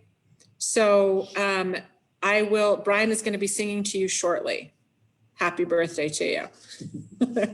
All right. Well, guys, thank you so much for this conversation. We're out of time to talk about beneficial electrification. I think it's a tremendous conversation to have. And I hope that we can really, as a team, as everybody who's involved in working on this, can, as Carly says, think outside the box, get creative in how we approach these things. And then the other side is, if we made this priority on hydrogen, if we made priority on some of these other things the way we have with solar and wind, I can't imagine what we could accomplish, thinking how much has been accomplished in the last 10 years on that. So thank you guys all so much for being a part of that conversation. So the other big thing is we were putting all this together, and let me reiterate for those who are just coming on, that everybody that's on this call and who's been a part of this discussion are Action 22 members. Action 22 serves 22 counties in South and Southeast Colorado. We work on a whole lot of issues, not just energy, but we have tremendous partners, and two of them are on our board. So you heard from John Vigil today and Reg Rudolph. They're both on the Action 22 board, and everybody else who are members, we appreciate them so much. If you have any questions as we are doing this and you're listening on Facebook Live, please send those questions and we will make sure that they get answered. The next big discussion right now in energy is all around, it surrounds transmission. We're just joined now by Senator Chris Hansen, who is a sponsor for bill. It's the Public Utility Commission's Modernize Electric Transmission Infrastructure. And that is Senate Bill 072. And when we were talking about this, everybody said that we needed to have Senator Hansen talk about this, and he is not an Action 22, or he doesn't serve in the Action 22 area, but he's serving the whole state. We appreciate him coming on and being part of this discussion. Welcome, Senator Hansen. Thanks for joining us. Yeah, thanks, Sarah. Appreciate the invitation. We want to hear about what you're working on with regard, in particular this bill, but on that transmission infrastructure. Can you tell us a little bit about what's happening, and understanding that this is on Facebook right now live, and it's also going to be on YouTube after this. So we need some perspectives from you. All right. Well, thanks so much for having me today. It's great to join everybody on a Friday afternoon. We have just wrapped up our work on the Joint Budget Committee. We have about 30 days to spend 33 billion of your dollars. And I want you to know we got through at least $1 billion today. So we're on pace. But we're going to be wrapping up the long bill and working on the state budget over the next couple of weeks and stitching that together, of course, with the federal package that was just passed. I did want to pick up, before I launch into transmission, I did want to pick up on the last comment about hydrogen. I've also got a bill on that, Senate Bill 161. We haven't forgotten about hydrogen resources in the state, and I think that's a really important piece of the puzzle as we think about our energy future, and very happy to cover that during Q&A if folks would like. But I wanted to say thanks for your invitation to talk about transmission today.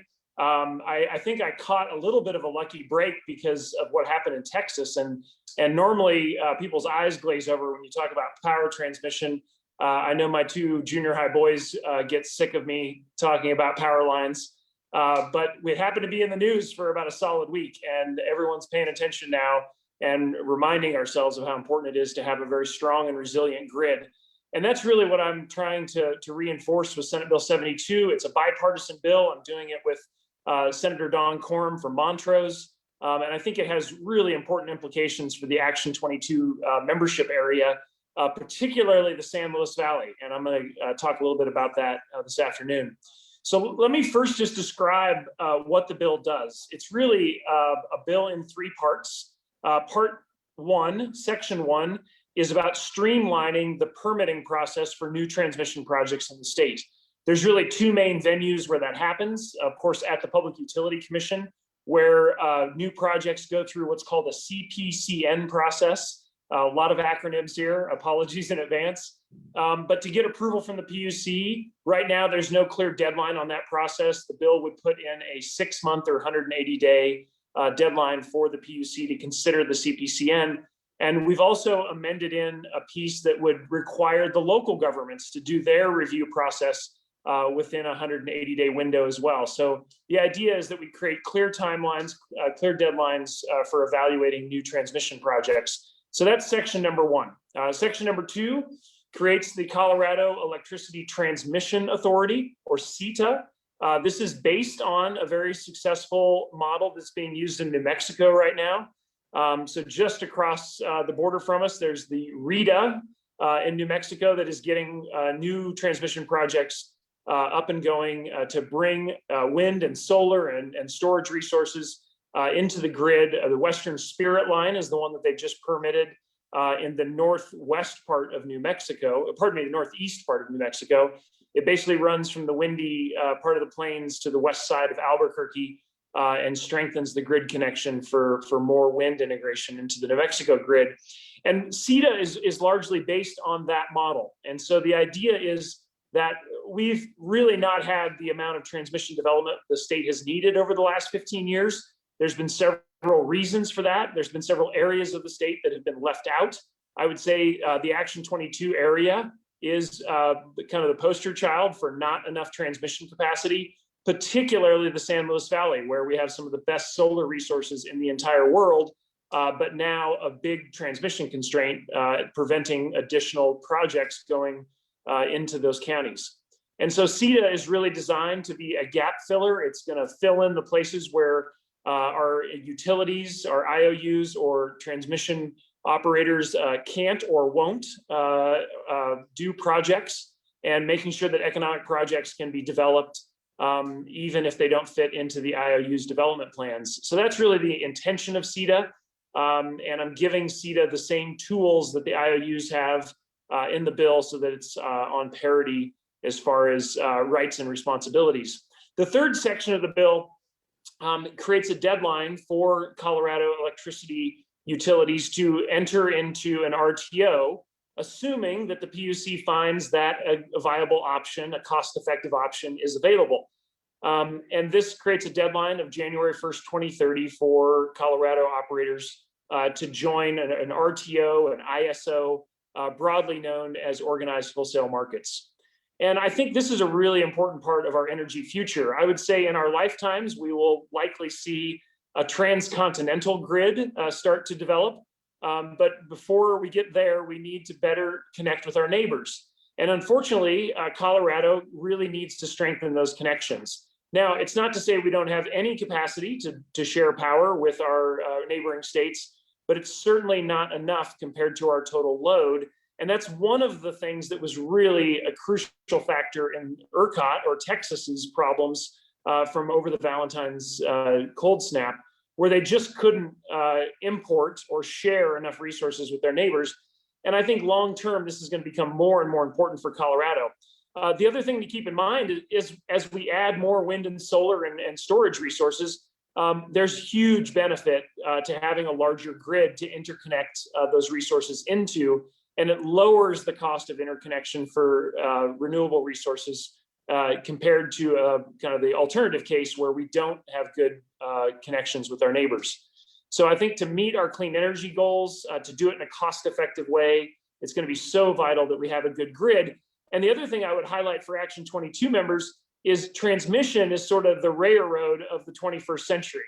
Think back to all the fights in the late 19th century about where the railroad was going to go. And if your town wasn't on it, it was probably going to be very difficult for your town to prosper. I think a similar thing is happening here, where if we don't have transmission to places like the San Luis Valley, it's going to be very hard to do new projects, to create new jobs, to get increases in property tax and investment. All of those things depend on a very robust grid. And I think this is kind of the railroad of the 21st century, if you think of it that way. So that's really a quick outline of what's in Senate Bill 72. I'm really proud to bring this bipartisan effort forward. We've got a number of amendments that we're working on for the first committee. Next Tuesday, I had great back and forth with a very large number of stakeholders, from the operators to the development companies, to the county representatives from CCI and CML, local government.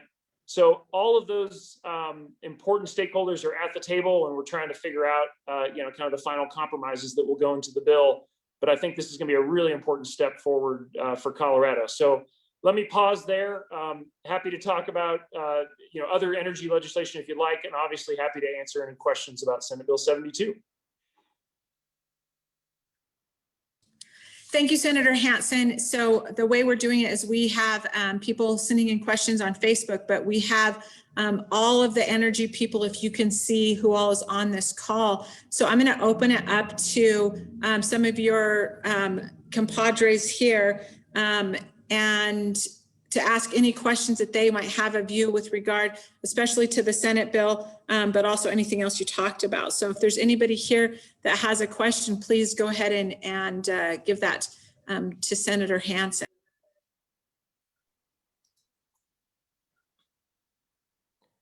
Senator Hansen, Reg Rudolph from San Isabel Electric in Pueblo West. I appreciate your leadership. I've heard you talk a number of times, for a legislator and politician, you've really gotten your arms around this from a technical perspective, and we can definitely appreciate that. And it adds to your credibility as you push this legislation forward. What is your view of an RTO in Colorado? What is your speculation of or probability of success that one could develop so that we can develop all the attributes that you mentioned? Yeah, well, I that's a really great question, Reg. I appreciate that very much. I think there are kind of three possibilities in front of us. I don't think a standalone Colorado RTO is probably viable. So that leaves us with kind of three choices: go east, go west, or do our own thing with the neighbors in the interior west. And I think there is a very viable RTO that could be created out of the Four Corners plus Nevada.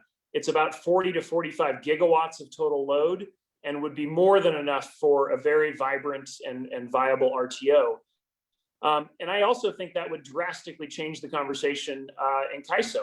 Right now, we are very kind of stuck, I think, with the politics in Sacramento. Governor Brown, before he left office, tried hard to change the governance structure in CAISO to make it more tenable for Colorado and our neighbors to join together in a Western RTO. Unfortunately, that didn't move forward. And so I think we need to seriously look at a 5-6 state RTO in the interior West. Obviously, Tri-State has started negotiations and discussions, and well past starting, well down the path with SPP. We've got everyone in the state now joining an EIM of one flavor or another, either east or west.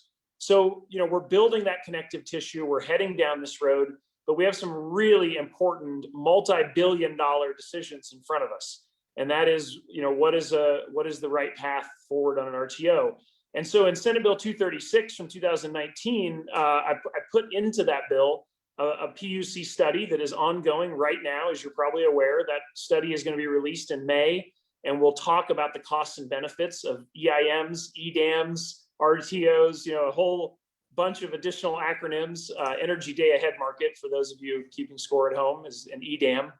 And so we're going to be looking at all those at the PUC level, and all the operators in the state are going to have a chance to contribute to that conversation.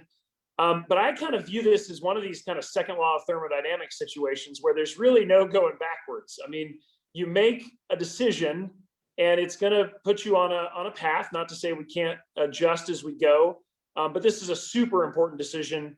And as my dad likes to say, you better measure twice and cut once. And so I think that's what we need to do.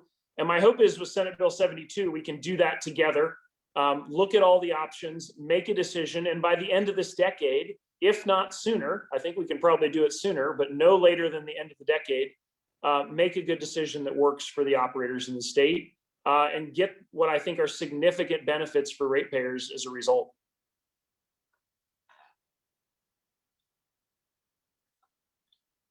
Thank you, Senator. And thanks, Reg, for that question. Who else has a question for Senator Hansen?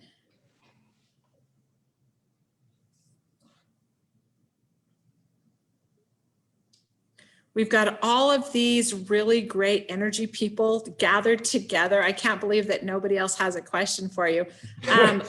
If you give me dead air, I'll just start talking about reserve margins or something. So somebody better jump in. So one of the things that came up a little bit earlier as we talked about energy storage, and then we talked about beneficial electrification. And I asked the energy storage people, what if they could have a message to legislators, what would that be? And I'm going to turn it over to Mike Kruger really quick to tell him so he can repeat. He is very enthusiastic about this, so he can repeat what his answer was, and so he can tell you what he thinks. Well, thanks, Sarah. And good to see you, Senator Hansen. Full disclosure, my children have bought Legos from his older children. So we have a personal relationship. Commercial relationship, that's right. Exactly. So I just want to get that out there. Senator Hansen, just all I'd said was it's important that policymakers sort of pick the direction that we're going, set those strong goals, and then kind of get out of the way, but stay true to them. We can't have a lot of whipping around. So I liked what you had to say about measure twice and cut once. Same with the transmission. You know, if we know where we're going, I think industry can step up and fill much of that need.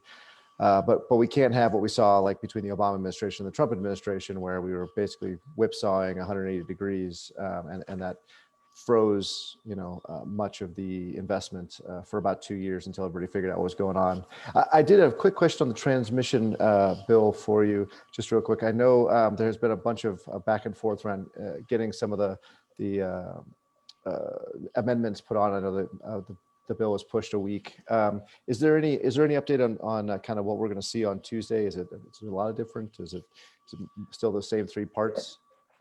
Well, yeah, it's still the same three parts. I think there is very vibrant negotiation around, some different concepts around labor standards for future projects. We're having an important conversation about the idea of right of first refusal for the incumbent operators post RTO ascension. So that's an important conversation. But I think, the main focus, those three areas that I talked about in the bill are still very much in the bill, but really working closely with stakeholders to see if we can find agreement on some of those remaining pieces. Great. Well, I expect to see you on Tuesday when it's up. I'll be testifying in favor of the bill. Great. Thanks, Mike. Yep.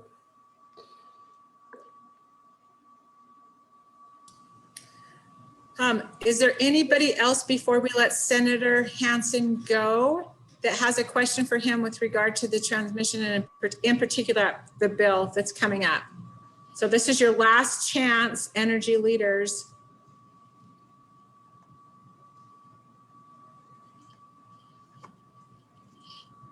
What have you done to these people, Senator Hansen, that they don't want to ask you any questions? Well, I'm seeing a lot of familiar faces who would like to ask me lots of questions, not in a group call. So I'm guessing we've had a chance to do lots of them one-on-one. But Sarah, thank you so much for having me. It's such a pleasure. I think this is a really important bill for the Action 22 members, and love to hear from folks, throughout this process on this bill or any other. But I'm just really grateful for you allowing me to join you today. So thank you. We appreciate you so much joining us, and we'll see you soon, Senator. Thank you. Okay, everybody stay warm. So next up, we're going to continue this conversation on transmission, but it's going to be from the perspective of the energy providers, those who actually help create the energy that goes into this. And there's been some really interesting things that have been happening with on this front, in particular with the work that you're collaboratively doing as a group. And so I want to do the same thing that we did earlier with the beneficial electrification discussion. Is several of you are going to be a part of this. So I'm going to ask you to sort of do the go around the virtual room and introduce yourself that you're and who you're with, that you're going to be talking about that.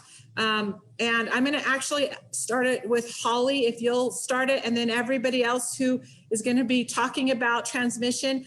I've given us some extra time on this, so we've got 45 minutes to discuss this. It's that big of a topic. So Holly, would you start us off?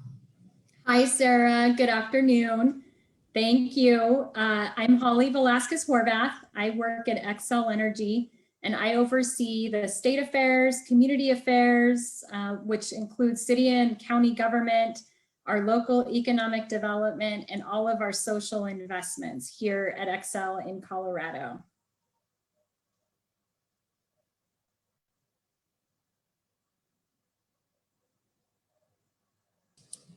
Holly, I know you're not the only one that's going to be talking about this. Jennifer, do you want to go next? Sure. My name is Jennifer Herron, and I am a developer here in Colorado for NextEra Energy Resources.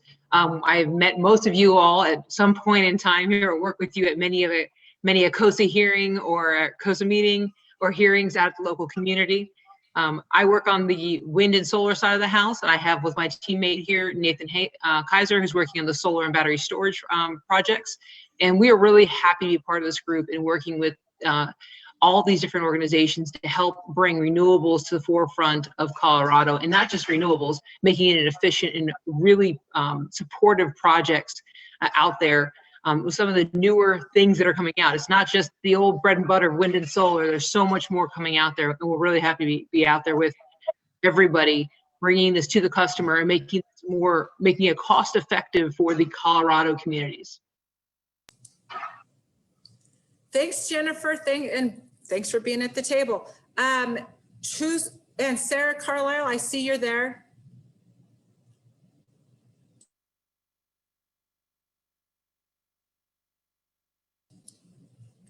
Sarah from Tri-State, are you having trouble?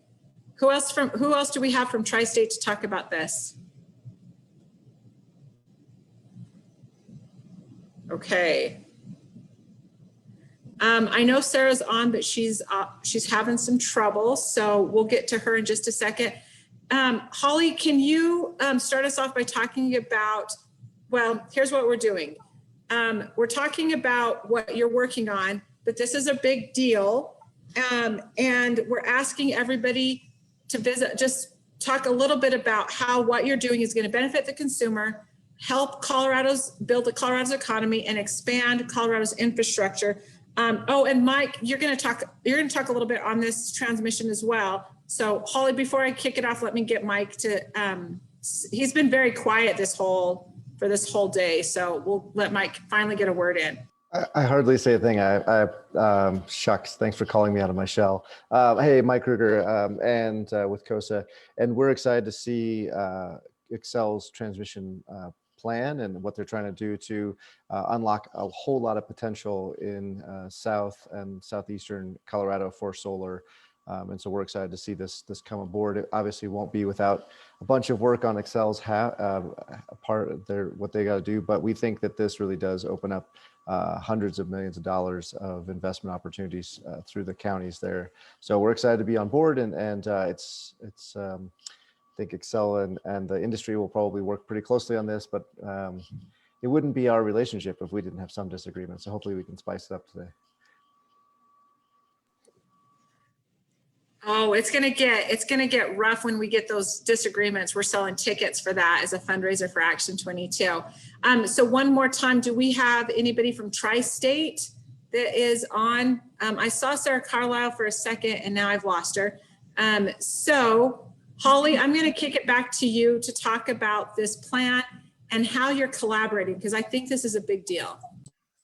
Sure, Sarah, thank you. And thanks, Mike, for the comments, right? Well, I'll just keep smiling through the whole thing as we talk. So thanks for having me. I think, you know, when I was thinking about the panel today and framing up the conversation around transmission, I couldn't help but think about how Colorado got here and how amazing and significant it is that we are having a conversation today about the future and the next 10 years, the 10 years beyond, and the ability that we've done and the work that we've done over the last 2 decades so that we do have this, you know, what's next conversation about getting to our renewable energy and carbon-free goals. And so thinking about that, just to give, you know, I know you all are, you know, energy folks and remember all of this, but just to remind everybody, you know, Amendment 37 was passed in, you know, 2004, and Clean Air, Clean Jobs was passed in 2010. And that really set the path for Colorado and for utility companies and for the renewable energy industry to move, to get going, to start developing, explore the opportunities of renewable energy. What does it mean to have renewable energy? How does it work on an electric system that's 150 years old? You know, all those really great conversations. How do we make sure that we protect reliability to our customers? You know, how do we continue to make it affordable? So what we have learned, and I've only been able to be a small part of that, you know, that journey, but to be able to think about, you know, in 2004, where we were and where we are today is actually quite tremendous. And then you think about the Colorado Energy Plan that that the Public Utilities Commission passed in 2018 that put us on a path to be 55% renewable by 2025. I mean, pretty remarkable. I don't remember this, but I hear stories about stakeholders and legislators and, you know, and different companies, especially, you know, executives that have retired from Xcel Energy that questioned, you know, can we do this? Can we make it reliable? And so for us to transform the energy system and the utilities to be where we are today is just really great. And we didn't stop there, you know, and after we got the Colorado Energy Plan approved, we were one of the first utility companies, not only in the United States, but across the globe, that announced an 80% carbon-free goal by 2030 and 100% carbon-free goal on the electric system by 2050. So, and just following that, there were so many utility companies all across the United States that came out with those bold goals. And we said it then, and we continue to say it today, you know, we didn't know what that looked like. We had an idea of how we could get to 80% by 2030, but we still do not know how we're going to get to 100% carbon-free by 2050. And to think about it for a second, it's really easy for somebody like myself, who's a non-engineer, you know, likes to take all kinds of risks and be really bold, to say something like that. But for a utility company who is built with engineers and that are risk adverse, to step out and say, we don't know how we're going to get there. We have no clue, but we're going to make a commitment to figure it out. And that's what this leadership is about. That's why we are here today talking about that next step to build more transmission, more infrastructure, to continue to meet that 80% carbon-free goal by 2030 and 100% by 2050. So with that said, we have had a very busy last, 3 to 4 weeks. We came out, as some of you know, with our next electric resource plan, which we intend to file on March 31st. And that resource plan, what we're proposing to the Public Utilities Commission is to build an additional 5,500 megawatts of renewable energy on the system to get us to that 80% carbon-free goal by 2030. And we think that we can actually go beyond. We think that we can go beyond and meet an 85% carbon-free goal by 2030 with 80% renewable energy. I mean, just I know Mike can probably talk about this for a second, but I mean, you know, studies, all kinds of different scientific and physics studies came out just even a couple of years ago, questioning the ability to be 80% on a system.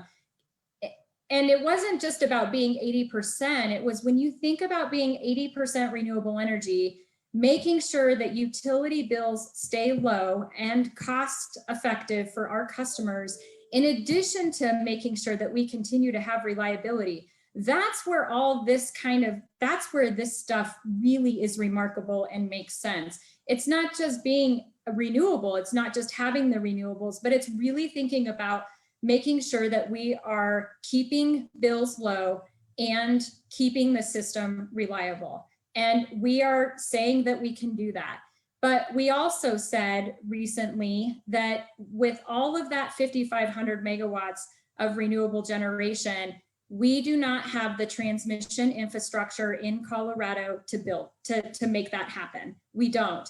And so following a week later, we submitted a CPCN, a transmission CPCN plan, which Senator Hansen mentioned earlier, the CPCN process, which is asking the Public Utilities Commission for us to build over 500 miles of transmission line on the Eastern Plains at a 345 kV level. This is massive.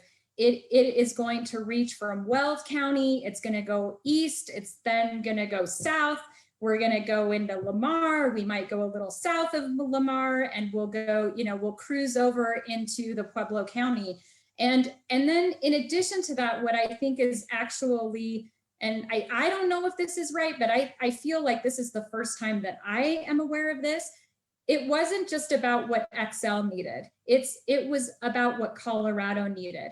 And so we actually also partnered with other utility companies in Colorado.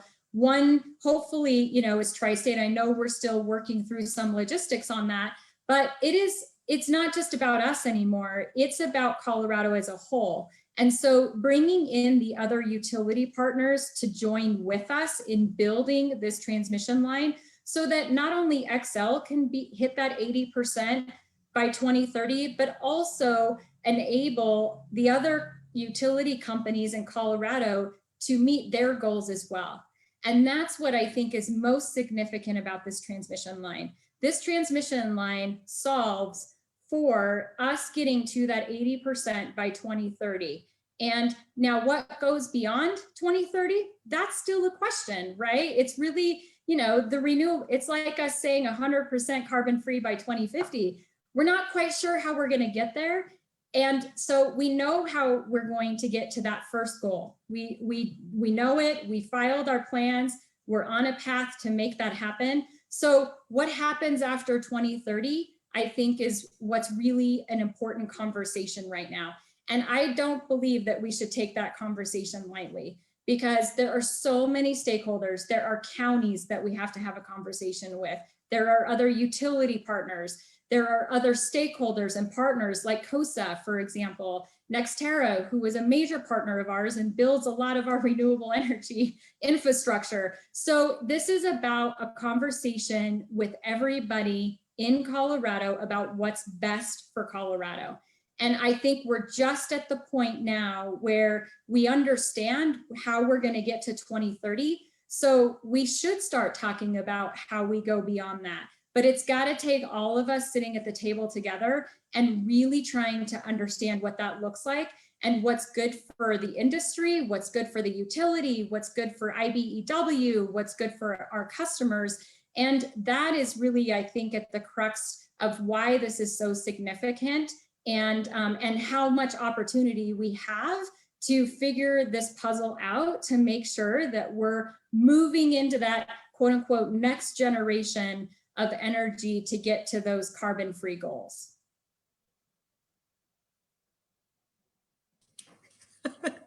I'm laughing because that was a whole lot.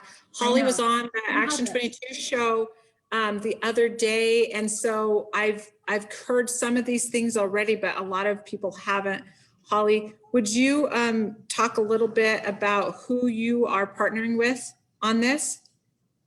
On the transmission line, we are partnering with the Colorado Springs Utility, Tri-State, hopefully Black Hills Energy, and I can't remember the fourth one right now. I am blanking. PURPA is the acronym. I know we're such huge acronyms in this world. Platte River Power Authority. Thank you, Mike. I'm here for you. Platte River Power Authority. Those are our partners. Holly, just out of curiosity, we talked a little bit about this, but what's your position on entering into an RTO? So I think, I think that's still to be determined. We have spent a few years studying, trying to figure out if an RTO is right for Xcel Energy, for Xcel Energy customers, and for Colorado from our perspective. I think that is yet to be determined.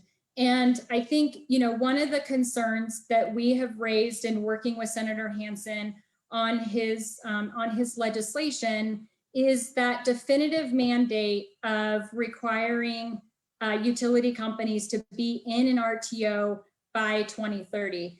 It's not that we're, questioning if an RTO is right or not. It's just, I don't think we've done enough to understand what it means and how that benefits the end user, which is our customers, and also Colorado. If you think about this transmission line, this power pathway that we are proposing to build, and if that is to be built to reach our goals by 80%, 85% carbon free by 2030, along with the other utility companies, what is the, what's the immediacy and the urgency to be mandated to be in an RTO by 2030? And I think we still need some time to make sure that we understand that that's the right place to go for all the utility companies. So that's number one. And number two, I think, for us, we like working with our local communities. We like working with our Public Utilities Commission, and we like working with the state. And an RTO, again, it removes the state control and it puts it at the federal level. And again, I think the questions here is there's so many layers and so much complexity to what it means to enter into an RTO. And I just don't know if we are ready at this time. If we're mandated to enter into an RTO by 2030, then we better get started, and we better figure out and start talking about what it means to be in an RTO. It doesn't happen overnight. We've got to study, we've got to make sure we analyze, we understand the consequences, the impacts, both good and bad, to being in it. And then it actually takes a couple of years to then finally enter into one. We announced last year that we would enter into an EIM, it's an energy imbalance market. And we announced it, and we're working through that process. And it takes us a couple of years. It's going to take us a couple of years to get there. So we would actually have to decide to be in an RTO, make a finite decision to start negotiating that by at least 2027, 2028 at the latest, so that we could work to making sure that we meet that in 2030. And the process to build this transmission line, we're targeted to put the first phase of this online in 2025. And then the next phase, hopefully in 26, 27, and then the next phase. So think about the timing of this for a second. We're putting in over 500 miles of transmission line, hopefully, if approved by the Public Utilities Commission. It will all be online and ready to go, so that that 5,500 megawatts of renewable energy generation tap into that transmission line, and we can move towards that 85% by 2030. And so meanwhile, we're then going to be in an RTO when we haven't quite figured out that, we don't have this transmission line fully online, and we haven't integrated all this renewable energy on to meet that 2030 goal. So the question is that too soon? And those are the questions that we're working with Senator Hansen. Is it too soon? Do we need to study it a little bit more? Do we need to make sure that we understand that it's with Colorado? that it's good for Colorado, that it's good for the utility companies, so that it's the right thing and we're not just jumping into something. Because the other thing is there's already a couple of RTOs that are out there, energy markets that are out there, and it may very well be that we end up entering into one of those that's already in existence because it's there and we know it. And we, and that one would be, for an example, SPP, which is the energy market that is tied to Texas, not ERCOT, that's completely separate. But, our operating company in Amarillo is a part of SPP, and it would kind of make sense that if we were mandated to be in an RTO by 2030, we might just take the one that is already there. So allow for us to go through this study and process and see what is right for Colorado and for the utilities and our customers.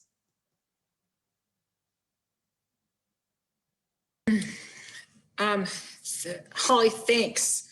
I think it's got everybody thinking. I want to hear from Jennifer, and then I want to hear from Mike on the same issue. Well, it's going to be really tough to top Holly. She pretty much hit every talking point that I put on my notes today. She went over them all, but that's probably why Excel and NextEra work so well together, because we know each other's parts. But I agree with her. This transmission, the CPCN and the Colorado Power Pathways that got put in is probably Colorado's most significant transmission upgrade in the history of Colorado. I mean, you're talking about 560 miles of transmission that's going to be looped into the system. This has been the hardest part developers have had coming into Colorado for the last decade. Is you are very stuck. The generation for wind and solar in this state obviously is in the north, the east, and the south, in the southeast. That's where the majority of your generation for wind and solar is. But the transmission is not out there. And what transmission is has been taken up by all of the RFPs and all of the 2017 all source especially. All of that came in and brought so many renewables to the system that there's just nothing left for where the generation is to get it back to the load by the Front Range and all across the state. And it's been something that developers have had, and there's many developers on this call right now know it well. When you go into a state and you want to figure out what can you do to prospect, what can you do to bring to the state that's going to help them, and obviously be something that's going to be on the grid for the next 30, 40, 60, 70 years. If you can't figure out when there is not an RTO or a generation line that does go throughout the entire state, you worry about, will this get trapped in this area? Will I lose capacity in this area quickly? Can the older lines that were built, as Holly was saying, some of these lines 30, 40, 50 years ago, can they hold what is coming online nowadays with these 200, 300, 500, 1,000 megawatt projects? So getting this system up and going, especially tying in Tri-State, CSU, PRPA, Black Hills, bringing all the different utilities in will be a world of difference when developers now look at Colorado and say, okay, we don't have to be exactly within 20, 30, or 40 miles or right on top of a substation. We can now connect into somewhere along these loops here and get this power from Kim, Colorado up to Boulder or up to Denver. There's now a pathway forward. So I've got to say thank you enough for that, because like I said, it helps all of us, but it's going to help the Colorado customer. I mean, to meet the goals at 2040 and 2050 goals, and to meet the individual goals of Excel and CSU and PRPA and Tri-State, we can't do it without this.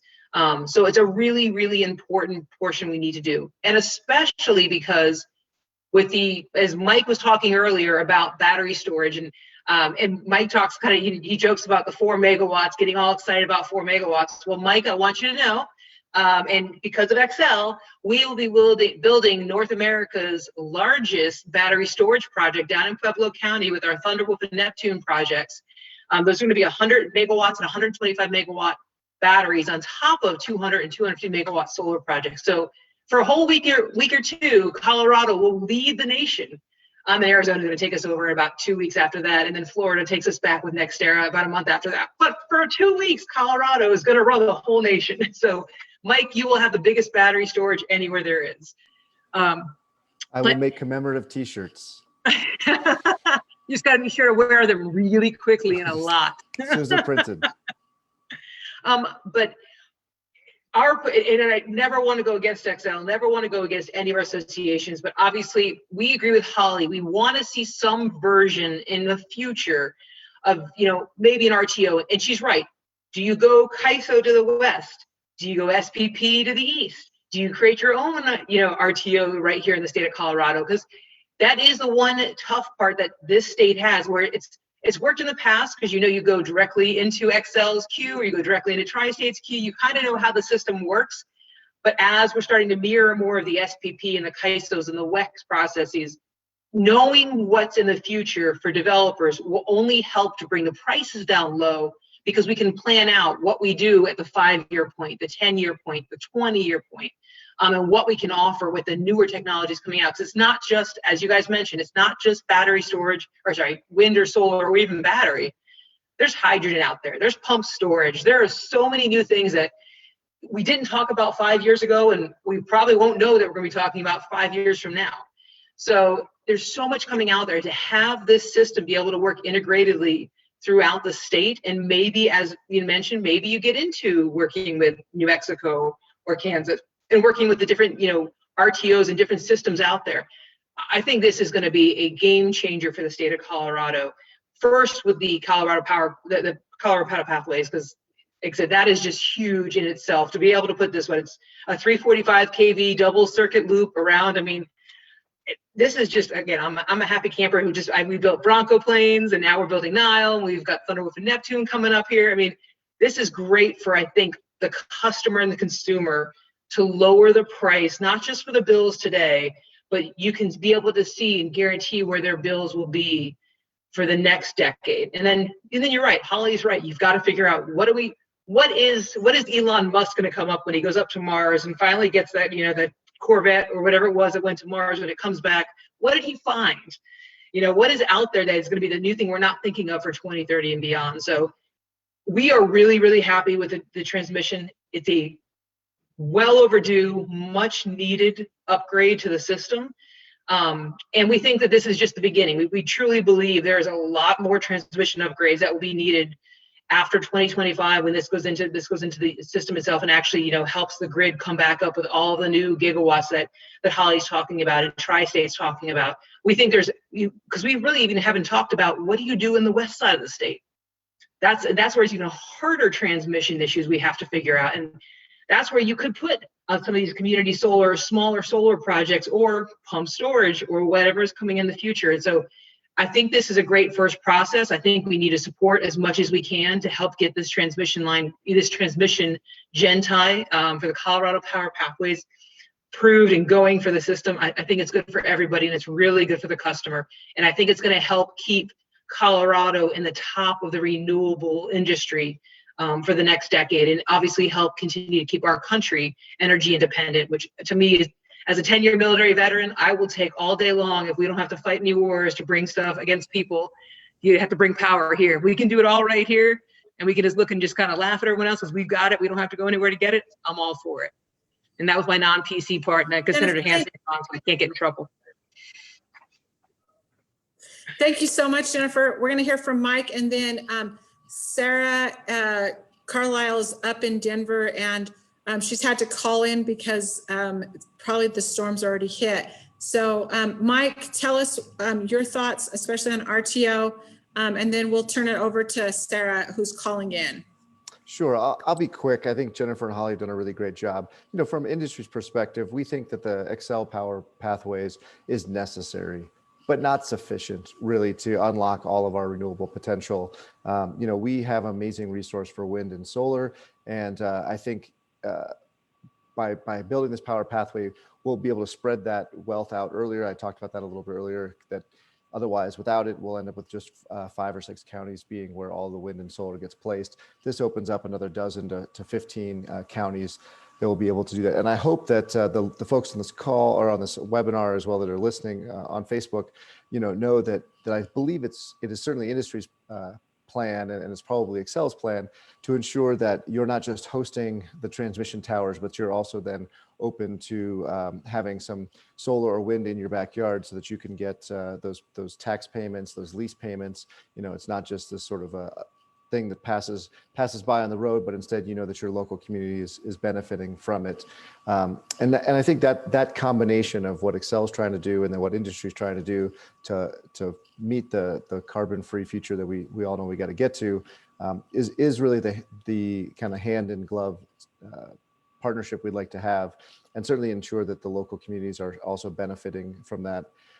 But we don't think that's sufficient. We think that, as Jennifer pointed out, there's a whole other part of the state which needs additional transmission. That will require some amazing planning, and something like a regional transmission organization would be an excellent venue to do that in.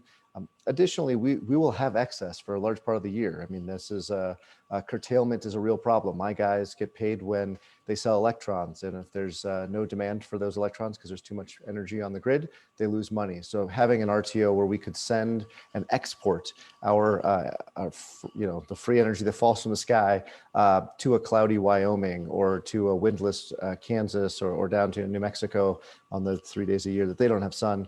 That would be super beneficial to the state as well as to the local economies, I think, as you're seeing increased value of those projects. So while the power pathway is absolutely necessary, industry wants to work with Xcel and your local communities to make sure that you understand the value that this will bring. We think in the longer term, it is not sufficient to really unlock all of our economic value here in the state. So we're hoping that not only the Power Pathways gets approved at the CPCN, but as you heard me say earlier, that Senator Hansen's bill will pass the legislature this year, set us on a path towards an RTO future. So I've talked a lot. Why don't I hand it on back to you, Sarah, so we can make sure we loop everybody in before it's all over. Thanks, Mike. We're on the downhill slope here. Sarah Carlisle, are you on? Can you hear us? All right. I'm gonna pose the same questions to you as we already have. Just really quickly, we've been discussing an RTO. We've been discussing the pathways, Colorado's pathways that you're working on with Xcel. Tell us a little bit about why you think it's important and how you feel about an RTO.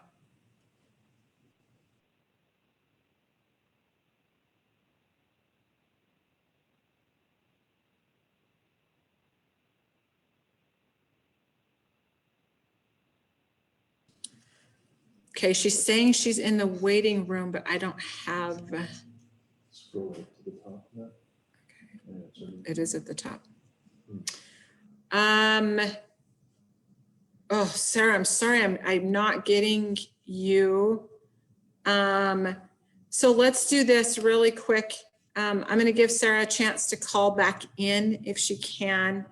And if you can hear me, Sarah, call back in. I want to make note that there's quite a few people on this call, and before we hang up, I wanted to give everybody a chance to do a shout out who hasn't spoken yet, just who you are and where you're from before we hang up. If you've been on the call but haven't gotten to do a shout out, please do so right this minute and see if we can get Sarah Carlisle on the phone really quick. Hi all, my name is Ashley Valdez. I'm the area manager for local government affairs, community relations here in Southern Colorado. And I work for Xcel Energy and closely with Holly and Kelly Flanagan that's on today too. Oh, and happy I'm on birthday, Action Ashley. 2021. Oh, Reg told you, did he? Yeah. So it's also Ashley's birthday. She tried to get me to embarrass Reg earlier. And so Reg made sure that we also knew that it was her birthday. Oh, Thanks, Ashley. Thank you. Sneaker pie. You tried hiding that. What? Look at Kelly's even put her camera on because I think we're both like, how did we miss this? And girl, thank you, Sarah. You're welcome. Kelly? Yeah, Sarah, thank you. Thank you, Sarah. We now have at least another hour and 40 minutes that we can embarrass her through a million internal things. So thank you very much. I'm Kelly Flanagan, and I have the privilege of being the Director of Community Relations for Xcel Energy and Chief Embarrassment Officer for Ashley. That is true. Thanks, guys. Timothy? Hi, everyone. This is Tim with CREA. I'm the government relations specialist there, and been a really great conversation today. Thanks for putting this all together, Sarah. No problem. Daryl? Yeah, I'm Daryl Stewart, San Isabel Electric. Appreciate the discussion and really enjoyed it. Thank you. G, are you on? Yeah, G. Idle. I'm Gary Idle. I'm the Chief Administrative Officer at San Isabel Electric. And the Action 22 Member of the Week, Taylor.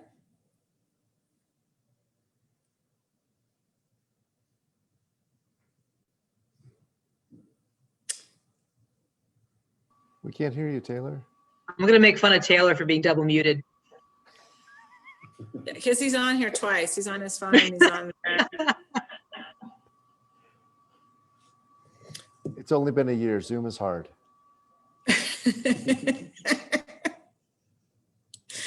Oh. He got up to use the bathroom or something. I can see him. He is not looking. I think I'm unmuted. Am I unmuted? Oh, now you are. There we go. Hi, Taylor. There you go. Outshine Energy. Yeah. Taylor's a really big deal. Not quite. I just show up wherever Jennifer goes. Oh, there you go. All right, so we're gonna finish it off. I'm super sad we didn't get to hear from Sarah Carlisle. She's having all kinds of difficulties. So I'm just gonna have Holly, if you don't mind finishing it off. What's the one thing, if the legislators are listening right now, finish off with what you wish they understood or knew. I think, so we are all, right, talking about this upcoming snowstorm. I'm a fifth generation Coloradan, so I know what Colorado snowstorms sometimes bring. I remember 2003 snowstorm. And, you know, the preparation that we have been doing over the last 5 days to prepare for making sure that our customers have electricity and gas through the weekend is imperative.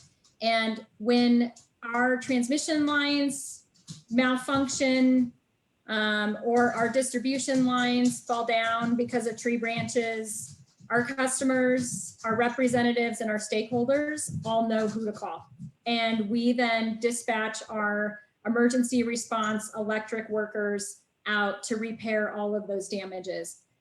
The benefit of that is that we own and we operate the transmission here in Colorado that is servicing our customers.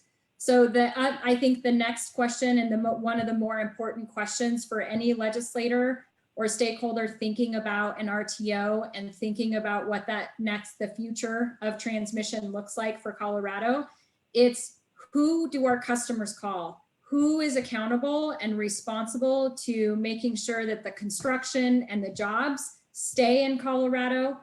And then also who our customers can call when they need to understand that outage, and if it's on the transmission side or the distribution side or the generation side.